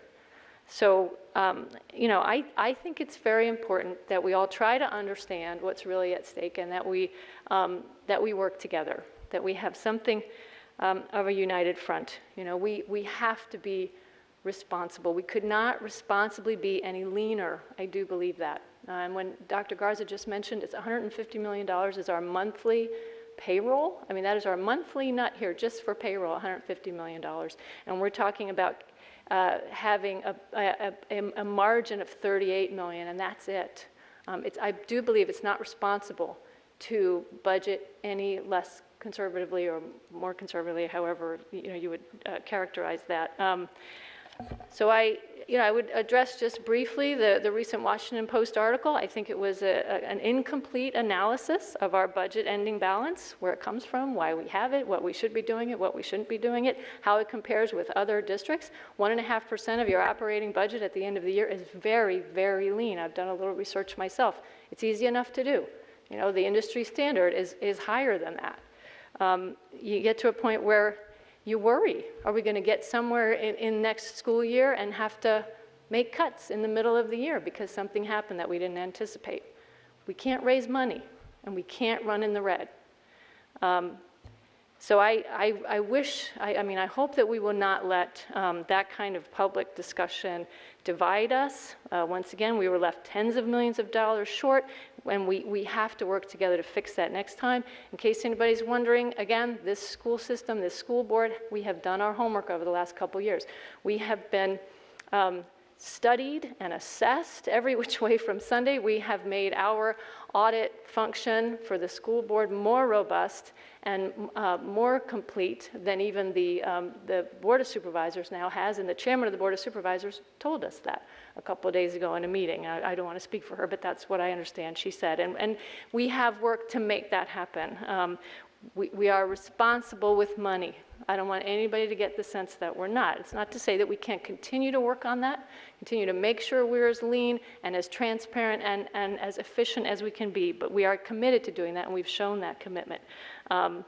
So when we get to what are we doing with the little bit of money that we have left over, I am hopeful that the supervisors, I hopefully will talk themselves into helping us out with that, so that we won't have to take that out of our year-end balance. That's a tough one as a teacher, and we talked about this before. That is happening very fast, and that is making people unhappy, and I do understand that. But from what I hear, talking to principals, again, they're getting the answers that they need. They're getting the resources that they need to make it happen. And I do think we'll be okay, and it is the best thing for kids. So while I'm on that, I'm almost finished. I'm sorry. Oh my, I'm going too long. I had a couple questions about full day Mondays, staffing. I wanted to thank staff for the frequently asked questions on the website. That's extremely helpful. I looked at them today. I wanted to just ask if we also have set aside in the staffing reserve, I think 20 positions roughly for schools that are on this watch list for chronically crowded classrooms. We already did that before. So this would not, the money that we are trying to set aside for full day Mondays does not affect that at all. In other words, if I'm a school that has chronically large classes and I was hoping to maybe get an extra position next year to help me with that, that doesn't count against whatever staffing I need for full day Mondays. Is that fair? That's absolutely correct. But let me, in terms of the last part of that is correct. We have 230 positions in the staffing reserve. 230 positions, and that is something that's completely aside and apart from this allocation, so that would not affect. We will continue to monitor our class sizes and make sure that we have additional support where our schools need it. But you're exactly right in that these two are separate in terms of funding allocations. Okay, thank you very much. Next is Ms. Schultz. So when we did the budget review for the third quarter, I had some amendments, and also for next year, and those specifically entertained moving up the step, both a 2-month amendment move up and a 1-month amendment move up. Ms. Quinn, if I recall correctly, or maybe Ms. Michael, I need to be correctly addressing the new staff member. If I recall, a 1-month move up in the step was about 4 million, and 2 months was 8. So If we moved it to October, it would be 4 million. If we moved it to September times 2 months, it would be 8 million. Is that correct? And then I also had expressed a concern, if my colleagues remember, about the fact that all of our employees are treated one way except one class of employees, which are the cafeteria workers. And the Snowmageddon experience this past winter put us in a position where bus drivers were paid, teachers were paid, IAs were paid, everybody was paid. Janitors were paid. The only people who weren't paid were the cafeteria workers who lost out. At the end, you know, they did make up some days because we added days back into the calendar. So I felt like ultimately there was some makeup there. But if we were to contemplate either Dr. Garza, I mean, this is a free-for-all, so Ms. Michael, Ms. Quinn, Dr. Garza, if we were to contemplate taking money from this year-end reserve to the tune of $4 million and moving up the step by 1 month, what would the implication of that be?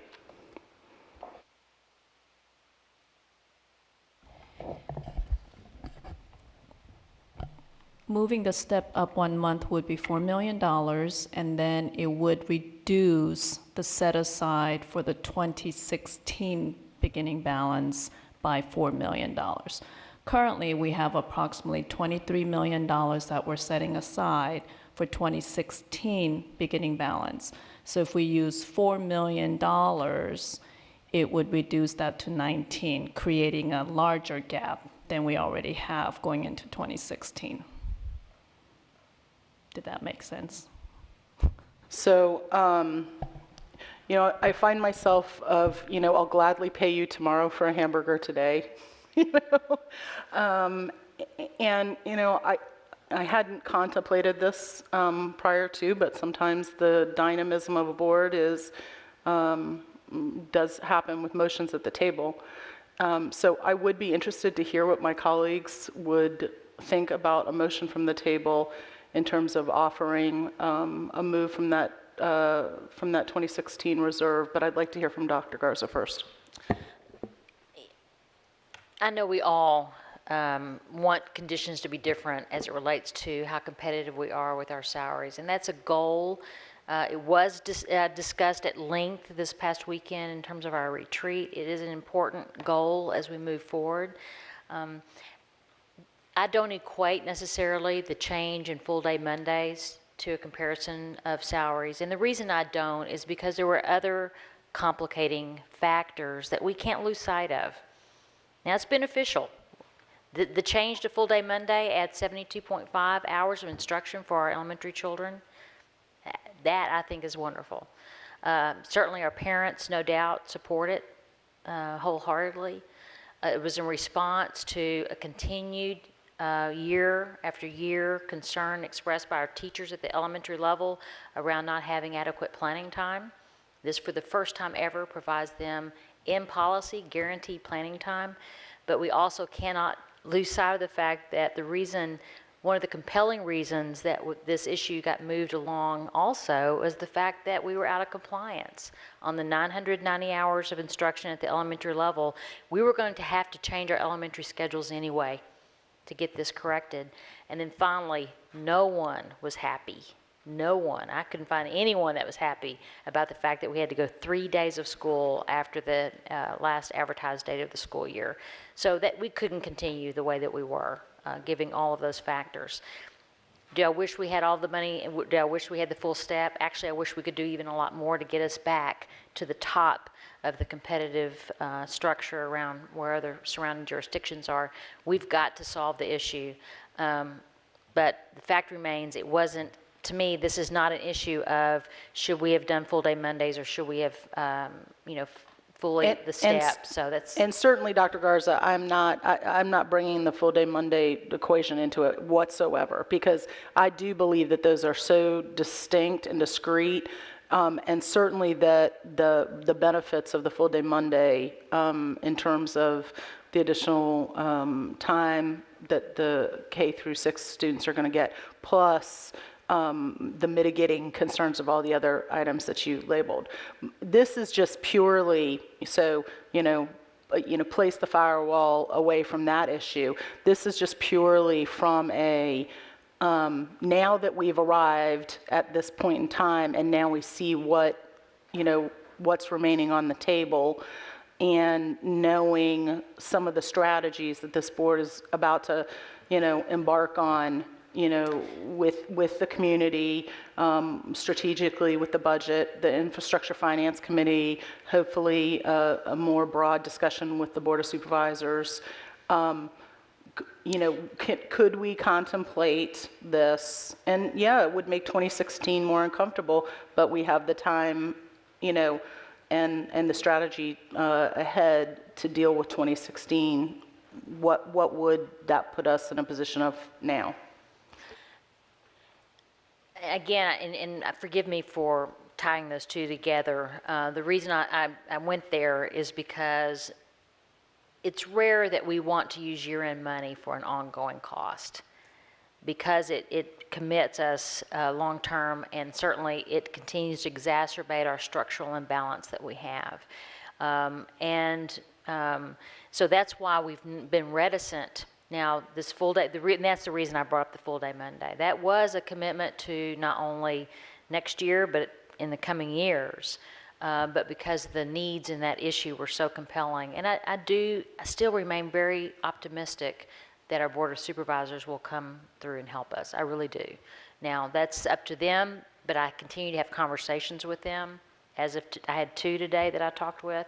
I think they will, but typically we've been reticent to use year-end balance for ongoing cost. Just as my other colleagues speak, Chairman, I look for some commentary from them to contemplate offering such a motion from the table to determine the will of the board. All right. Thank you. Ms. McLaughlin is next.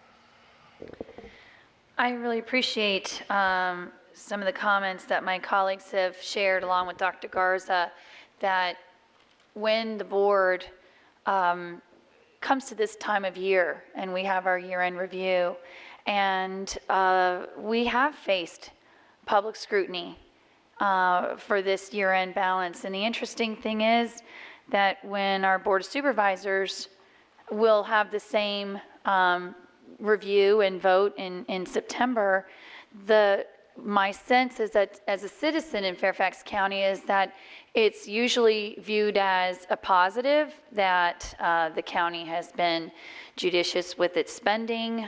There's funding, extra funding available, and then everyone makes their pitch for where we might be able to direct some of those wonderful savings to continue to augment the great county that we live in.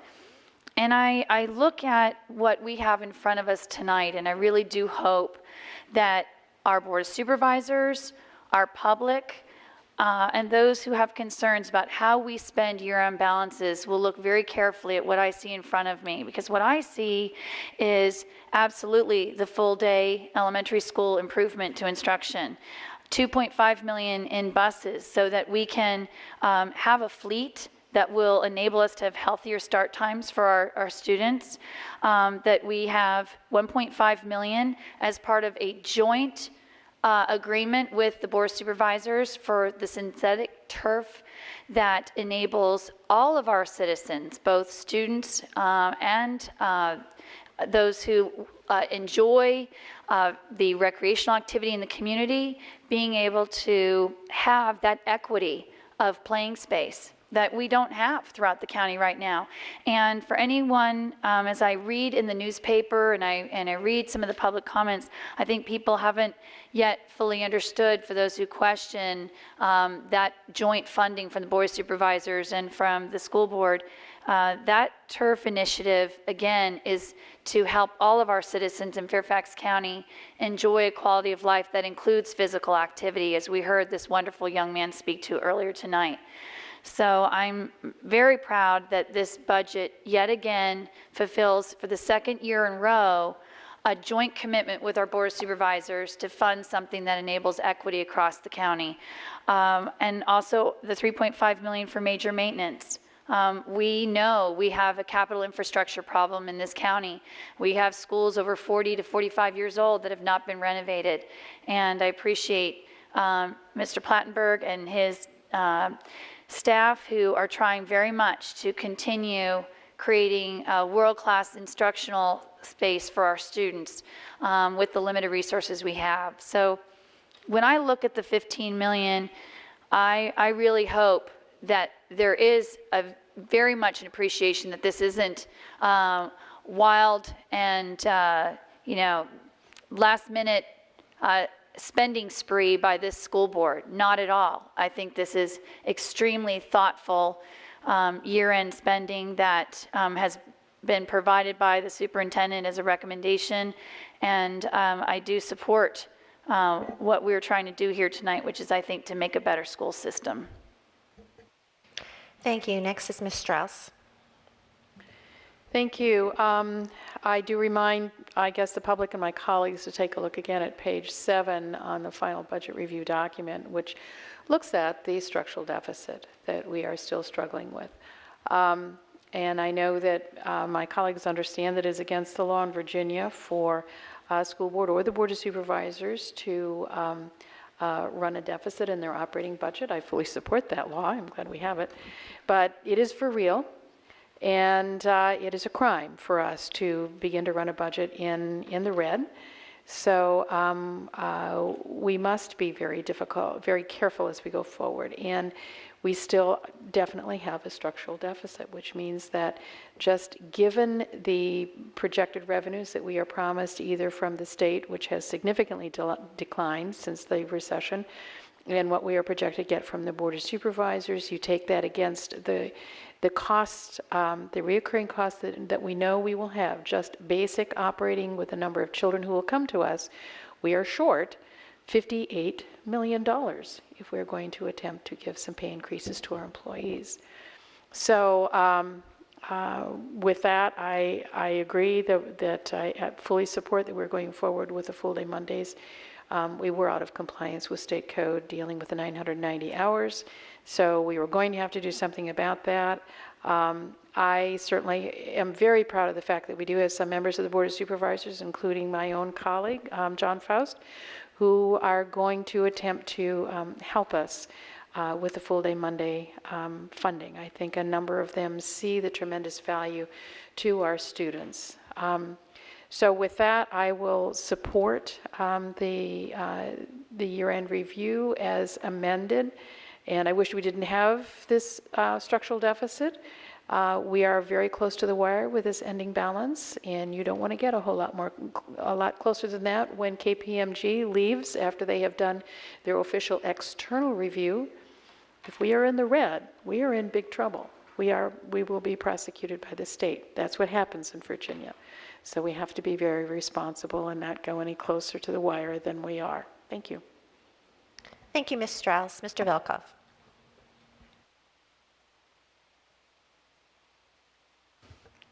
Madam Chairman, regarding the discussion about the money from the Board of Supervisors, year-end monies and ours, to a certain extent it occurs to me that we're kind of pouring water back and forth between two beakers. And really the critical issue that I think we need to remember is it's really the recurring costs. And the key there is, again, it goes back to our structural deficit. So thinking about strategically long-term, I would recommend and hope that our budget committee, our finance staff, and especially our joint budget committee, that we focus with the supervisors and ensure that their allocations will cover our essential recurring expenses so that we can eliminate the structural deficit. Once we get to that point, we can start thinking differently about our budgeting. But to me, that's really the core issue that I think we need to focus on. Any other comments? All right. Seeing and hearing none, I will read the main motion as amended, and we will then take a vote.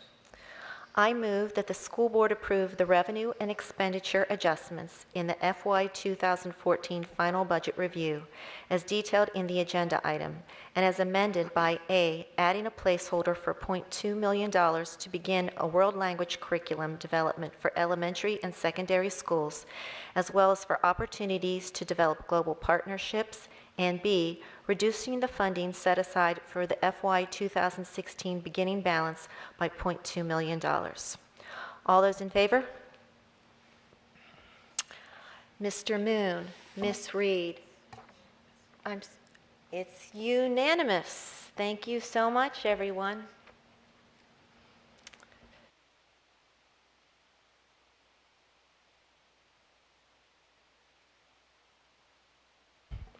Next, we'll be moving on to revisions to the approved standard school year calendar for 2014-2015, and I would ask Ms. McLaughlin to make a motion. I move that the school board adopt revisions to the approved 2014-2015 standard school year calendar as detailed in the agenda item. Second.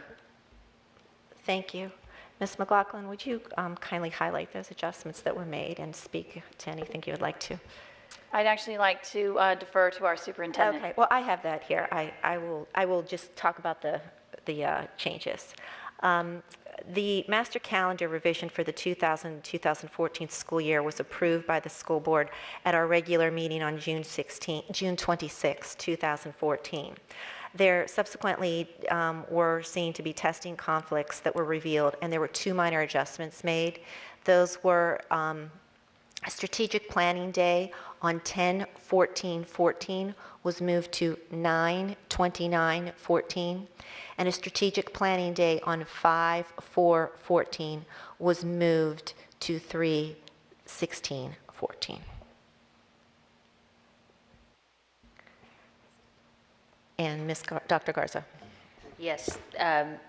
Thank you, Madam Chair, members of the board.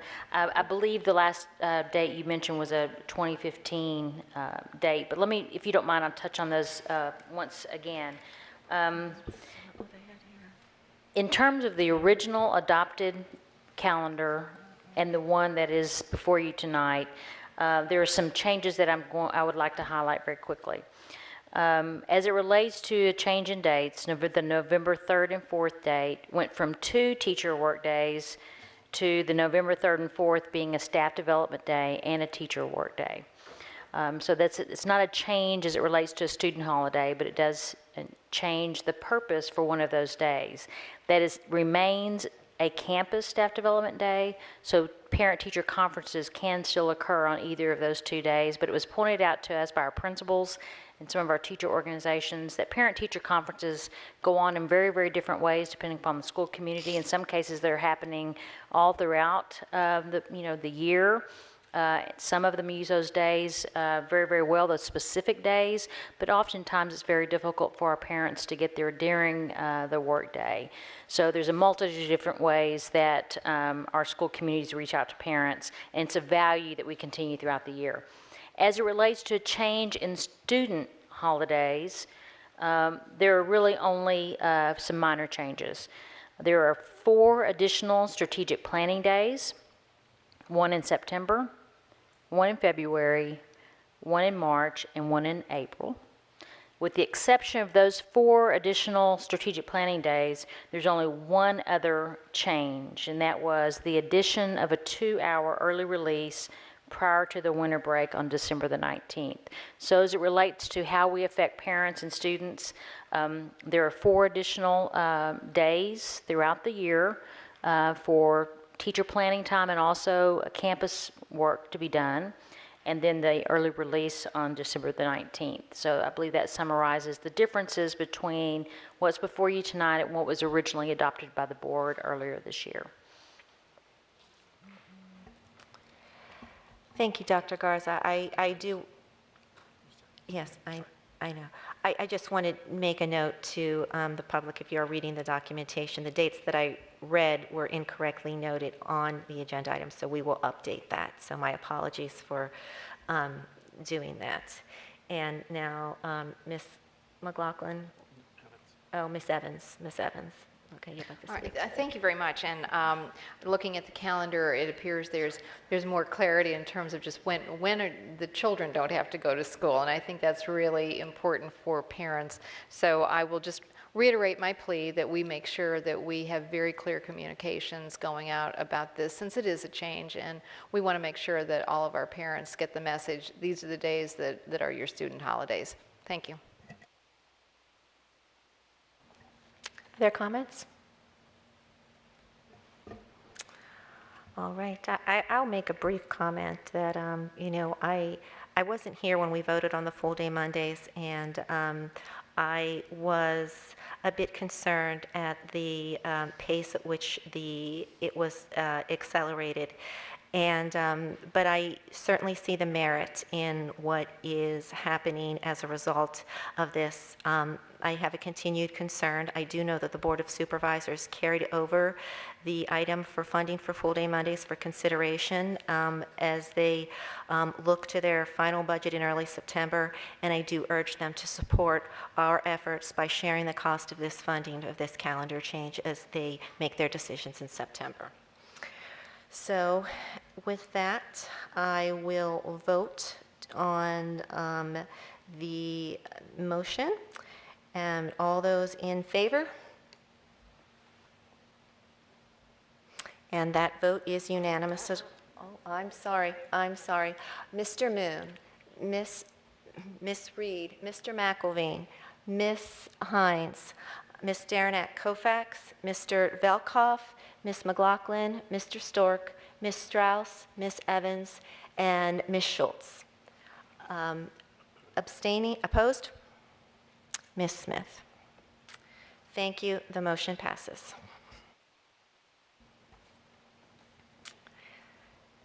Next, we will go on to the item School Board Liaison and Committee Assignments. And I call on Mr. Velkoff to make a motion. Oh, Miss Reed. I move that the school board confirm committee and liaison assignments as detailed in the agenda item. Is there a second? Second. Thank you. Ms. Reed, if you could speak to that. Yes, I would like to. Thank you.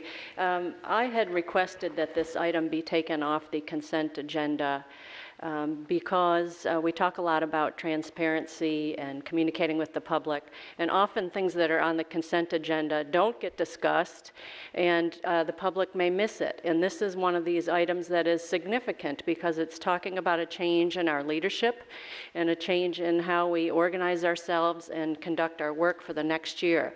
So for all those reasons, I felt that it was worth taking a few minutes to make sure that everybody was aware. It's posted, I guess it's probably not up here, but there is a new list of our standing committees, our ad hoc committees, board liaisons to citizen advisory committees. So I urge members of the public to be aware of those changes, and I just wanted to thank you for the opportunity to present this. Mr. Velkoff. Thank you, Madam Chair. I just want to say briefly, over the past several days, I've had the opportunity to meet with you, and I know that you have balanced many desires and many needs and have done, I think, a superb job of distributing equitably the responsibilities to board members. Thank you. Anyone else like to speak? Ms. Schultz. So I thank my colleague, Ms. Reed, for her efforts, as she continually does, on transparency. I do want to highlight for the public who may have seen the list of the assignments, both the committee assignments and the liaison appointments online, that if I recall, and Mr. Stork, you may correct me if I'm wrong, but there's a forthcoming recommendation from the previous audit committee to expand the membership of the audit committee. And I tried to get an understanding today when this information came out about where we are. And I guess we're about to enter into a quiet period with August. So I'm not exactly sure what the work plan is for hearing that recommendation in full and enacting on it. But I do think it's important. Recently, the board had the pleasure of having Chairman Bulova come and give a presentation about the audit function on the Board of Supervisors. That's multiple presentations over time have been made both by the independent auditor to the Board of Supervisors and thankfully Ms. Bulova.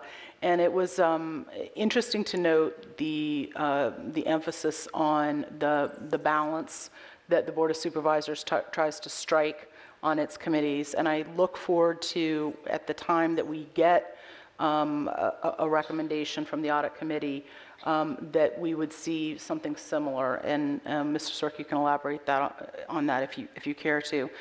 In addition, on behalf of my colleague, Ms. Reed, I've put forth a forum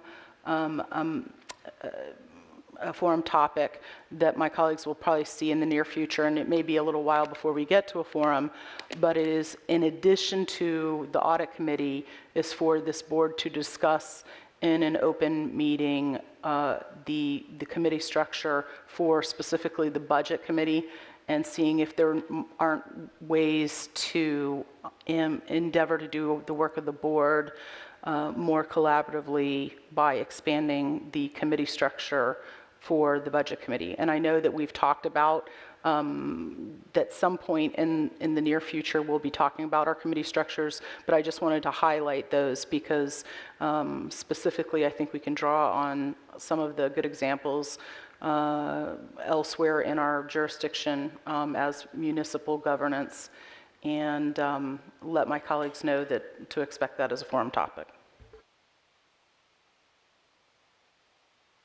Ms. McLaughlin? I appreciate, Ms. Reed, your request to pull this off the consent agenda and the benefits it gives not just the public, but I think also the 12 of us who are working together to be able to speak about these important assignments that we have to make decisions on each year. One of the things that several of us had raised 2 weeks ago was our board relationship and how we could hopefully really try to continue doing good work together and moving forward. And over the past weekend, we then had the retreat where two of our colleagues, Mr. Velkoff and Ms. Hines, I think really identified some of the struggles that we have had as a board when it comes to having a strong foundation for trust and respect and also for power sharing. And I greatly appreciate the amount of time that our chair, Ms. Koufax, gave to this challenging effort of trying to place 12 of us in the various positions that for many of us we have overlapping interests and would want to hold those positions. And in fact, for anyone out there in the public, I think it should be very reassuring to know that 9 out of your 12 school board members supposedly expressed interest in the audit committee and/or budget committees, and I think that speaks very well of this board and our desire to really have strong governance and of our responsibilities. But I did want to be able to share with my colleagues, because this is how we have our public meetings, that I had shared with our chair that I was disappointed with the outcome in some of this. I think some great strides were made, and I'm excited about the leadership that Ms. Koufax and Mr. Velkoff will hope to bring for all of us in the coming year. But I really have concerns that part of the challenge that they faced was that this was so compressed. Ms. Koufax really only had a few days to try and sort through something very important, and it really didn't enable us to, I think, be able to have more thorough conversations with one another and really have a deeper appreciation for how some of the decisions were made. So I really wanted to hopefully begin this new fiscal year with all of you, my colleagues, in saying that I hope that we can continue to build in our relationships with one another, that we can strengthen our trust in one another, our respect for one another, and the ability to have that equity in leadership and service opportunity, because I know all 12 of us care deeply about this school system. We want what's best for our families and our children and our employees. And it's not easy sometimes to get 12 personalities, but I still say our most shining moment was our unanimous selection of Dr. Garza, and that is a beacon of hope for me, along with Ms. Koufax and Mr. Velkoff's greatest desire to help move us forward. So I really wanted to speak to that tonight. Smith. I've listened to a couple of my colleagues talk about the budget committee, and there's confusion here, and I want to make sure that everybody understands, and this is from page 40 of our governance manual. The budget committee is the full board, and the chair and a vice chair are chosen for that, whereas our other committees, like audit is a committee, and strategic governance, we have those committees, but the budget is the full board, and then just 2 of us serve as the chair and the vice chair. It's not 2 people or a budget committee. I just wanted to clarify that. Anybody else before I have a go back? Just in response to Ms. Smith, I'm not confused about that. That's why I'm bringing it forward as a forum topic, and it'll be clarified, I think. And we have the opportunity to discuss it at that time. Thank you, Ms. Reed. Oh, pass? All right. I do want to... I just have to go back. So you can... Okay, no, I'll let you do your go back. Go ahead, Megan. Well, I appreciate that, Ms. Koufax. I just wanted to clarify any confusion on my remarks. I was talking about our committee assignments, including our chairs and liaisons. So I think all 12 of us on the board understand that the budget committee is technically just your chair and vice chair, and then we all serve on the committee in our meetings. If the public isn't aware of that, I think all 12 of us do understand, though, who composes the budget committee. Thank you all. I do want to speak to this. I am excited to see, as I always talk about, all of your passion here. As Ms. McLaughlin talked, we had a great deal of people who wanted all the leadership positions, and unfortunately, I only had so many to give, and when just about everybody had expressed desire to do that, I did my best to ensure that I looked at everybody's strengths and passions, and we worked together to do that in concert, talking to everybody all day today and previously prior to today, making certain that we were all on the same page. It started out by asking people to submit to me in writing their desires, and then moving forward to that through various conversations. So I look to, as we start a new year, we will have a nice break, but we will be going. I will keep going, and then I will come to you. We will be working together. I am looking forward to a new start and moving ahead. I have felt that I had what we had done is we've given everybody 4 jobs, and be it a chair, a committee liaison, or on a committee. So I just want to tell my colleagues, I truly appreciate all your passions. I hope to be able to utilize your energies in the most possible way, in the most productive way possible. And I look forward, as we engage in this new year, all of your thoughts and ideas and your creativity that you bring. And Mr. Moon. Thank you, Madam Chair. I just want to thank you for your hard work done to make a committee assignments. Having done this twice before myself, I knew, going into this would be another difficult task for you. as a new chair, you start with the toughest task, which is this. So when you sent an email out to all board members about desired committee assignments, I just practice what I had learned from my dear colleague from Johannesburg District in the past. Whenever I ask, my board members what committee assignments they desired, Mrs. Strauss was always, any position you want to put me on, I'll do it. Use me as a fill-in. So that was a great learning you provided to me. So that is what I practiced this time, to give the maximum discretion to my Madam Chair, Mr. Dana Koufax, and thank you for the assignment. Thank you. Ms. Reed, one more. At the risk of beating a dead horse, just one question, and that is, if someone has a passion and interest and isn't particularly appointed to the committee, could they still attend the committee? Absolutely, and we encourage that. Particularly if you're wanting, I think, to learn and hope to be on that committee in a coming year. That would be a great way to learn, and if that's your interest area, I think I've attended meetings where I was not on the committee or part of, and I know several of my colleagues who have come to some of the meetings through the years that I've chaired, and I think that's a great idea to continue to learn and grow as a board. I know we're always strapped for time, and that's sometimes the only reason we don't do that, because I know many of us want to continue to learn and grow, but absolutely, and I would encourage that with my colleagues. Thank you. Thank you. So with that, the motion that's on the table to move for the school board to confirm committee and liaison assignments is detailed in the agenda item. All those in favor?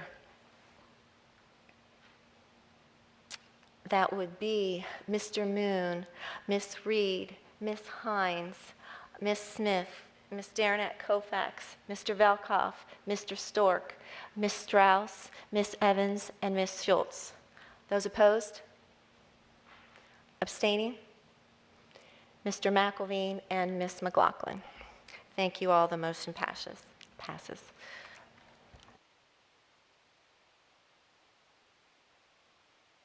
We will next be moving on to our consent agenda. Our adopted rules of parliamentary procedure, Robert's Rules, provide for a consent agenda listing several items for approval of the board by a single motion. Most of the items listed under the consent agenda have gone through the board committee review and recommendation. Documentation concerning these items has been provided to all board members and the public in advance to assure an extensive and thorough review. Items may be removed from the consent agenda at the request of any board member prior to the meeting. 5.01, approve the minutes of the June 26, 2014 Operational Expectations Work Session and the July 10, 2014 School Board meeting. 5.02, confirm the separations for the period beginning June 1, 2014 and ending June 30, 2014 as detailed in the agenda item. 5.03, confirm the appointments and separations for the period beginning April 1, 2014 and ending June 30, 2014 as detailed in the agenda item. Adopt policy 3360, summer learning programs as detailed in the agenda item. Adopt 5.05, adopt policy 8560, maintenance of physical facilities as detailed in the agenda item. 5.06, adopt policy 8240, construction, maintenance services, bids, contracts, bonds, and conflicts of interest as detailed in the agenda item. Appoint 5.07, appoint a voting delegate and alternate delegate to the Virginia School Boards Association 2014 Annual Conference. 5.08, approve the charges for the 2014-2015 for the following school board citizen advisory committees: adult and community education, advanced academic programs, career and technical education, facilities planning advisory council, family and early childhood education program Head Start, human relations, minority student achievement oversight, school health, students with disabilities, and Title I District Advisory Council is detailed in the agenda item. 5.09, accept the Virginia Department of Education designation of Fairfax County Public Schools as the governor's regional school for science and technology in Northern Virginia for 2014-2015. 5.10, appoint individuals to serve on committees as detailed in the agenda item. Is there any objections for approving the consent agenda?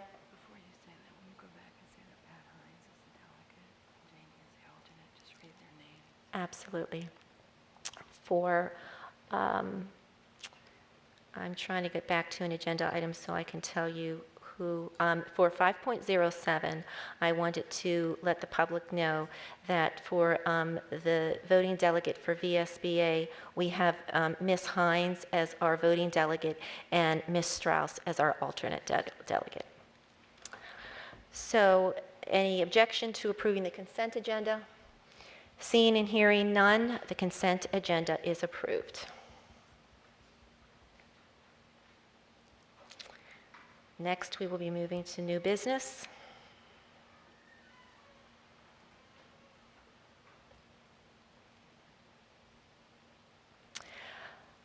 The following are new business agenda items. There will not be a vote tonight on these items, but action is scheduled at a future meeting.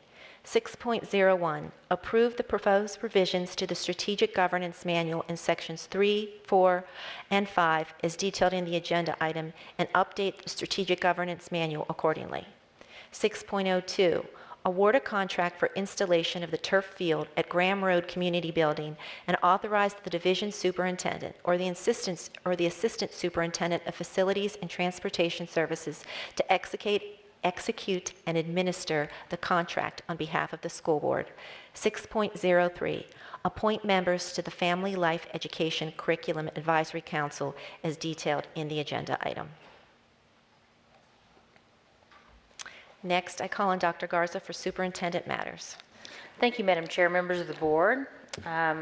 We've been working diligently at implementing the full day Mondays, and I'm very grateful to our wonderful team, including the leadership of Marty Smith and others. We have a wonderful delegation of elementary principals that are supporting that work, and also our regional offices. So lots of folks have been very involved. And just this last week, we had staff members from the Office of Program Evaluation and the Department of Communications and Community Outreach that facilitated 3 what we are considering highly successful full-day Monday focus groups for elementary instructional staff. We had wonderful responses from all the participants. We had more than 160 employees over that day and a half that provided valuable input that will be used to support the successful implementation of full-day Mondays.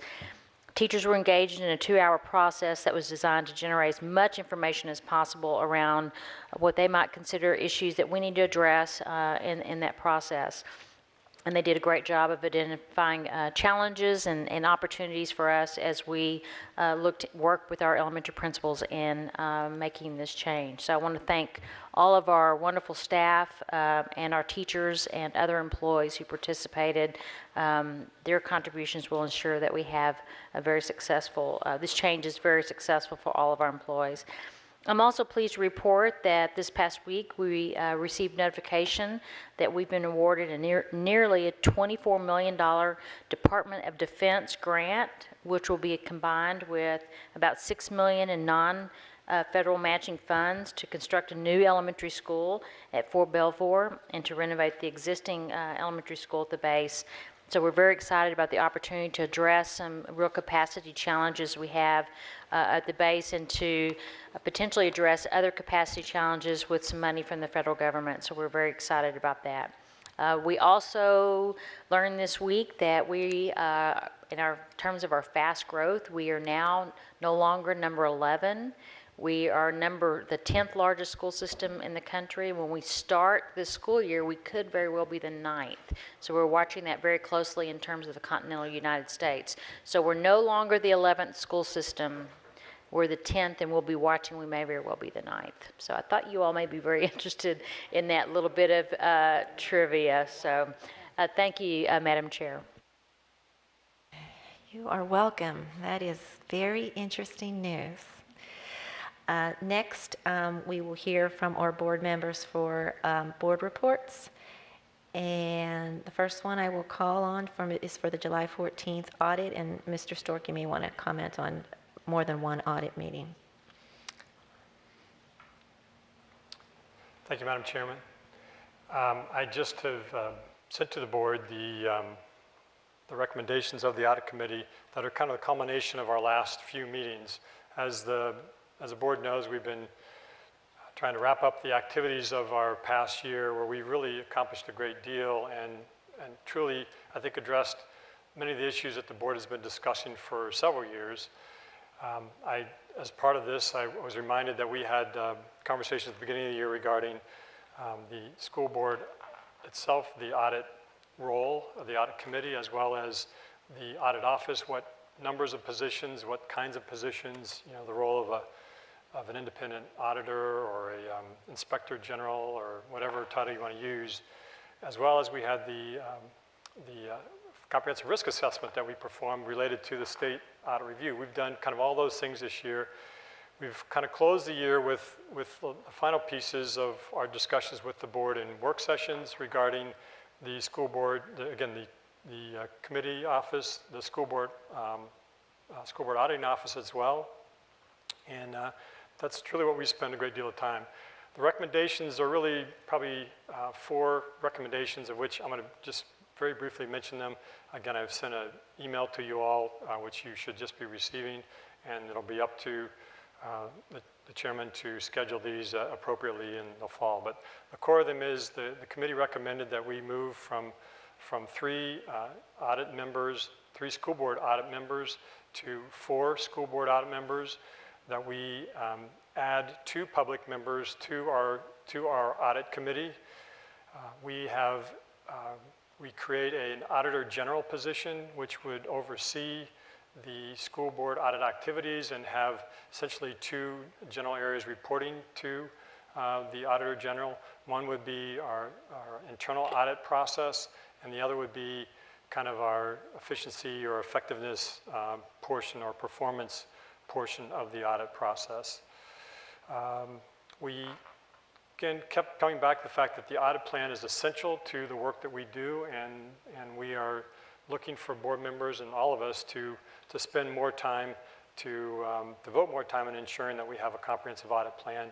We delayed the typical audit plan, which would be done in July. We delayed that to make it October, to have it follow on to the discussions that we've had and the changes that we've been recommending, so it would give us time to do that work. As we all know from the presentation by Sharon Bulva, Chairman of the Board of Supervisors, the audit process that the Board of Supervisors uses is a little bit different than what we're recommending. We believe that our process is more consistent with best practices around the country in a couple key areas, and we're, I think, proud of the fact that we can further enhance really an audit process that we already have by making it even stronger. I think we'll have many more discussions about this come September, so I don't probably need to spend much more time on it now, but we really wanted to, particularly Ms. McLaughlin and Ms. Strauss and I wanted to thank you all for the opportunity to serve. We really proud and pleased at what we've been able to work out in a great number of meetings, and really with much input and support from many of you as to how that should look and what we should be accomplishing. So again, thank you all very much. Thank you. Next, for our July 14th work session, our meeting managers were Elizabeth and Mr. Velkoff. I'll start with you, Mr. Velkoff. Thank you, Madam Chair. Yes, we had 4 sessions that day. I chaired the first 2 of those, where we reviewed and accepted the facilities and transportation operational expectations monitoring report. And then we discussed, in the second session, we discussed the World Language Internationalization Working Group report, and we asked them to develop an implementation plan to present to the board at a future work session. And then in the afternoon, Ms. Schultz had the opportunity to chair 2 sessions. The first one was the session on accelerating the renovation of Falls Church High School, and the second one was dealing with high school start times. And if you have any other details you'd like to add to those 2. Just simply in sharing those two, the Legacy High School conversation was largely about looking at a way to advance Annandale, or Falls Church High School, I'm sorry, as one of our legacy high schools. And, you know, we ultimately determined that the impact that some of the other schools would have in falling back in the queue would not make that possible at this time. And then the Blueprint for Change discussion was really the ongoing work and the direction to our contractor to continue to work on with facility staff, the presentation of options and refinement of options and the cost behind them as we head into the fall and continue that work over the coming school year. Thank you. Next, I'll call on Ms. Smith to talk about governance on July 14th and July 17th. So the governance work session, at our all-day work session, we looked at the facilities and transportation operational expectations, and board members had a few recommendations for staff that they'll work on. And then the governance committee meeting on Thursday, July 17th, we reviewed the human resources OE, talking about adding wellness statistics, and what staff brought was very broad, so we had a discussion, and they'll come back to the governance committee in the fall. And then we also began a discussion with the superintendent about the relationship with the board OE. We are adding language to reflect what the board wanted, is a team of 13 with the superintendent, and adding the word superintendent to the title, and there'll be more work with that with Dr. Garza looking at if any of the measures, but the board felt like, the committee felt like that we were okay with the values. And that was it. Thank you. Thank you. And finally, I'll call Mr. Velkoff again to go over our forum topic that we discussed earlier tonight. If I may, I'd like to first just report back briefly on the budget committee, which was held on July 14th. Yes, please do that. And essentially, we reviewed and discussed the FY 2014 budget. We had a review actually again today from Dr. Garza, some of the key points, and we reprised some of the issues that were raised at that meeting today, and we approved it today with an amendment. And forum? Yes.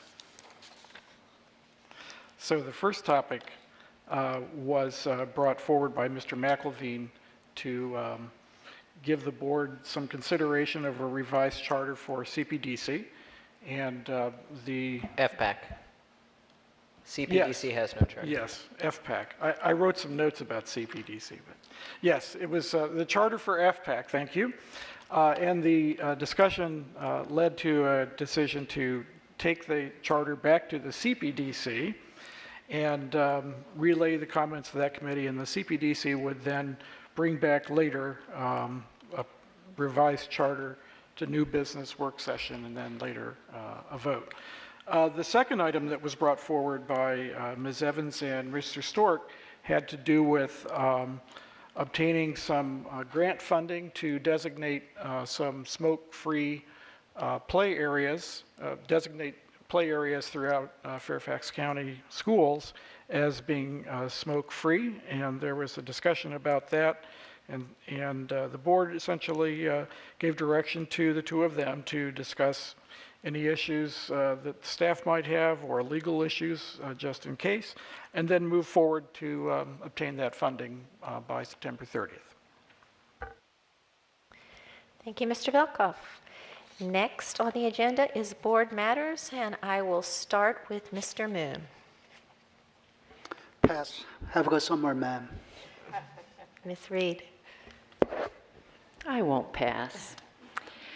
Few things to mention. Today, Dr. Garza and I were at Marshall High School celebrating the Fairfax County Public Schools designation as a Cyber Patriot Center of Excellence, one of 5. And there were remarks by Brigadier General Bernie Skoke, And they made a presentation, and they talked a lot about the partnerships with Northrop Grumman and the school system, and how then they actually have measured results of kids who have been in these academy programs who have gone on to choose their college and careers and really are staying STEM focused. So it really is something that I hope that we can do more of, and it's a great success, and kudos to all the staff who are involved in this wonderful program. This week I visited 2 of my Title I schools, Pine Spring and Timber Lane, and people are busy trying to get ready for the opening of school. We'll be here before we know it. Next week, we're having our first joint budget committee with the Board of Supervisors. And last but not least, happy birthday while we're away to Ms. McLaughlin and Mr. Moon. See you all in September. Mr. McElveen? Thank you, Madam Chair. First of all, I really enjoyed joining Mr. Moon, Ms. Hines, and Ms. Strauss at the American-Turkish Friendship Association iftar dinner at the Government Center. This was the first iftar dinner that's been hosted at the Government Center before, and it was a wonderful occasion. It was one of those times where you have more elected officials than constituents, but it was a great meal and great fellowship with colleagues and new friends. And just as we've passed on our internationalization work, this is an organization that I think can help bridge us with Turkey, as we do have a sister city over there, so that will be enjoyable work. Last week I represented the board at the VSBA Legislative Positions Committee meeting in Charlottesville. All 5 of our recommended positions were adopted by VSBA. I've sent all board members a very detailed note about that. And please let me know if you have any questions. I would emphasize that it's critically important that we attend these meetings and be at the table, because many of the counties that don't, their things are often passed by, and this is how we can be particularly effective in the state level, because it amplifies our ability to lobby the state legislature when we have VSBA lobbyists and their contractors also lobbying on our behalf. So continue that great work. And then finally, tomorrow the board will be meeting with State Superintendent Staples and Board of Education Chairman Chris Bronlicht. We're excited to welcome Mr. Bronlicht back to Fairfax, and I know some of my colleagues will have a very enjoyable lunch with him tomorrow as well. And so please, board members, remember that begins at 11 a.m. So we'll see you then at Gatehouse. Ms. Hines? Yes, thank you. I just wanted to mention that this past Tuesday, I was with Ms. Darnat Koufax and Mr. Velkov in Richmond at the VSBA Annual Conference on Education, where in addition to hearing from Governor McAuliffe some encouraging words, I was able to participate in some workshops around some very interesting ideas that other school systems around the Commonwealth of Virginia are working on, that I think I was really interested to learn about, and I think we as a school system could learn about. There was a workshop on workforce readiness for our students with disabilities, a comprehensive program from 9th grade through postgraduate, with the goal being competitive employment, and one school system in Virginia has made some good progress on that. I was interested to learn from them. Also, a discussion of the legal foundations of meeting the achievement goals of our English language learners, what's required there legally. And also a workshop on community engagement on the budget by our neighbors in Arlington. That was very helpful. And also a program of medical technical education, a high school program for what they call high STEM. It's college-bound work, but also a good foundation for med tech careers. So it can go both ways for students. And I thought that's a program that's just getting off the ground in one of our other districts in Virginia. And so I was interested to see what the work they'd done so far. I look forward to serving as our VSBA delegate this year. I'll be reading Mr. McIlvain's crib notes this weekend. We do sort of take a hiatus in August, the school board does, but I will have some community hours on August 15th at the Reston Library from 10:30 till noon. I'll send out a keep in touch, but I hope that you can stop by and say hi then. I want to thank very much the principals in Hunter Mill and members of the leadership team who have agreed to meet with me this summer. This is my chance to catch up and talk to a lot of people that I don't have time to talk to so much during the school year. I really appreciate the time. I learn a lot. I think they're very, very useful meetings, and I'm always proud of the work that we're doing. And I encourage everybody this Saturday to ride the Silver Line. I'll be there. Ms. Smith, all right, you pass. Mr. Velkoff. I pass. Ms. McLaughlin. I'm just going to emphasize to my colleagues that I really appreciated the time we spent at the retreat. I know that we'd had a very long, full work session that Monday, and then a lot of work to squeeze in between, and then to the best of our ability, come fresh for a day and a half of dialogue, which I do want to emphasize to the public. Our retreats are held in the cafeteria of FCPS headquarters, so we are absolutely budget conscious with the time that we spend together. But I do also want to thank Dr. Garza and the leadership team members that joined us there as well.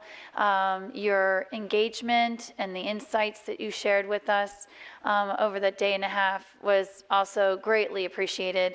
And I know you work exceptionally long hours, and your willingness to spend the time with us and for us to be able to really learn more together, and including this division's commitment to a strategic plan and how we can fulfill our mission for the Portrait of a Graduate. I feel very optimistic about the direction we're going as a board, as a division, and what we will hopefully bring to our citizens. And because I do also see Ms. Kimberly Adams in the audience, I also want to thank her, because representing Fairfax Education Association, along with Mr. Greenberg for FCFT, you were with us along with some other very dedicated citizens. That's meaningful, because we know as you listen, hopefully what we share will enable us to partner together with everyone in our community. So thank you also for being there with us. And other than that, yes, I will have a very happy August birthday. Both Mr. Moon and I are two days apart. And I don't know if he experienced what I did, but it was kind of sad being a summer birthday. I went through basically 13 years in public schools and never had my birthday celebrated in school with my friends. And so I appreciate that my colleagues tonight got me a birthday cake. And so I actually got to have an early birthday celebration in July. So thank you for thinking of me. And I can tell you there will be 3 teenage boys who will probably enjoy that cake more than anyone. Mrs. McLaughlin, I'm really glad to know that we were born only 2 days apart.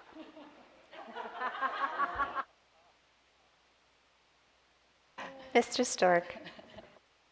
I wish everybody a wonderful August break, and I'm passing. Thank you. Ms. Strauss.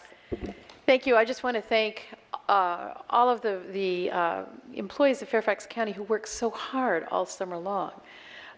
Sometimes people will say, well, everybody gets off in the summertime. And I said, there is more work that gets done during the summer months. And for an example, if any of you would like to go by Haycock Elementary School, you will be amazed, just amazed at the heavy equipment, the digging, what has begun. It is truly impressive.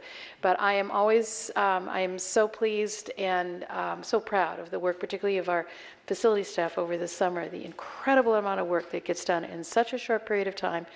and somehow we get enough permits done so that we can hold school again on the first day of school in September, in spite of what looks like a war zone right now on some of the campuses.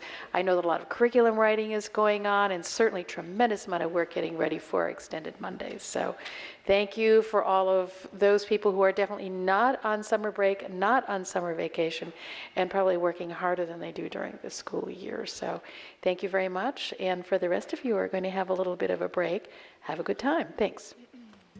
Ms. Evans. Yes, thank you, Madam Chair. I wanted to say that I also am looking forward to having an opportunity just to sit down and have conversations with principals in Mason District. I've had some of them already and scheduled others, and it is a good time to sit back and think about what's coming up with the new school year. This seems a bit far away, but I am having community office hours on Saturday, August 23rd, 10:30 to 12:30. At the Thomas Jefferson Library. So since this is the last opportunity to announce that, I figured I would announce it. I will send it out to keep in touch closer to the time. And I hope all of my colleagues have a very fun and restful recess. Thank you. Ms. Schultz. Yes, I just want to say that I recently had the opportunity to attend a community play by a hub theater held at the new school called Abominable. I was invited by Helen Pafumi, who was the playwright, for the opening night of the play. And I fully expect that this play is going to make its way into FCPS in terms of student presentations, and probably one of the most wonderful theatrical experiences I've had. And I strongly recommend, while the topic is euphemistically bullying, it's so much more than that, and it's such a powerful play that I would highly recommend older teens and parents or members of the community going to see it. It's playing through August 3rd at the new school. In addition to some of my colleagues who got the opportunity to attend the iftar at the Government Center, I had a very special privilege. Actually, the organizers of that iftar, I was invited to their home. So the principal of the Pinnacle Academy, Mr. Akbanar, the head of the Rumi Forum, as well as professors from Georgetown University, Catholic University, et cetera, and had just an amazing conversation at their home, and was very pleased and privileged to have been invited to that. And then also I want to thank the facility staff who aren't here, but we had some pretty detailed discussions this week about renovation plans for two of my elementary schools. It's going to be a busy couple of years coming up, both White Oaks Elementary School and Cherry Run. And there are a lot of conversations that continue behind the scenes on making sure that those renovations turn out to be the very best, both for the taxpayers' money, in terms of an investment for long-term benefit for students in FCPS, as well as the best for an educational outcome for our students in terms of the buildings that we're providing. So I just wanted to make sure that my community knows that we're well in touch on those, and to look forward to continuing dialogue on those. Thank you.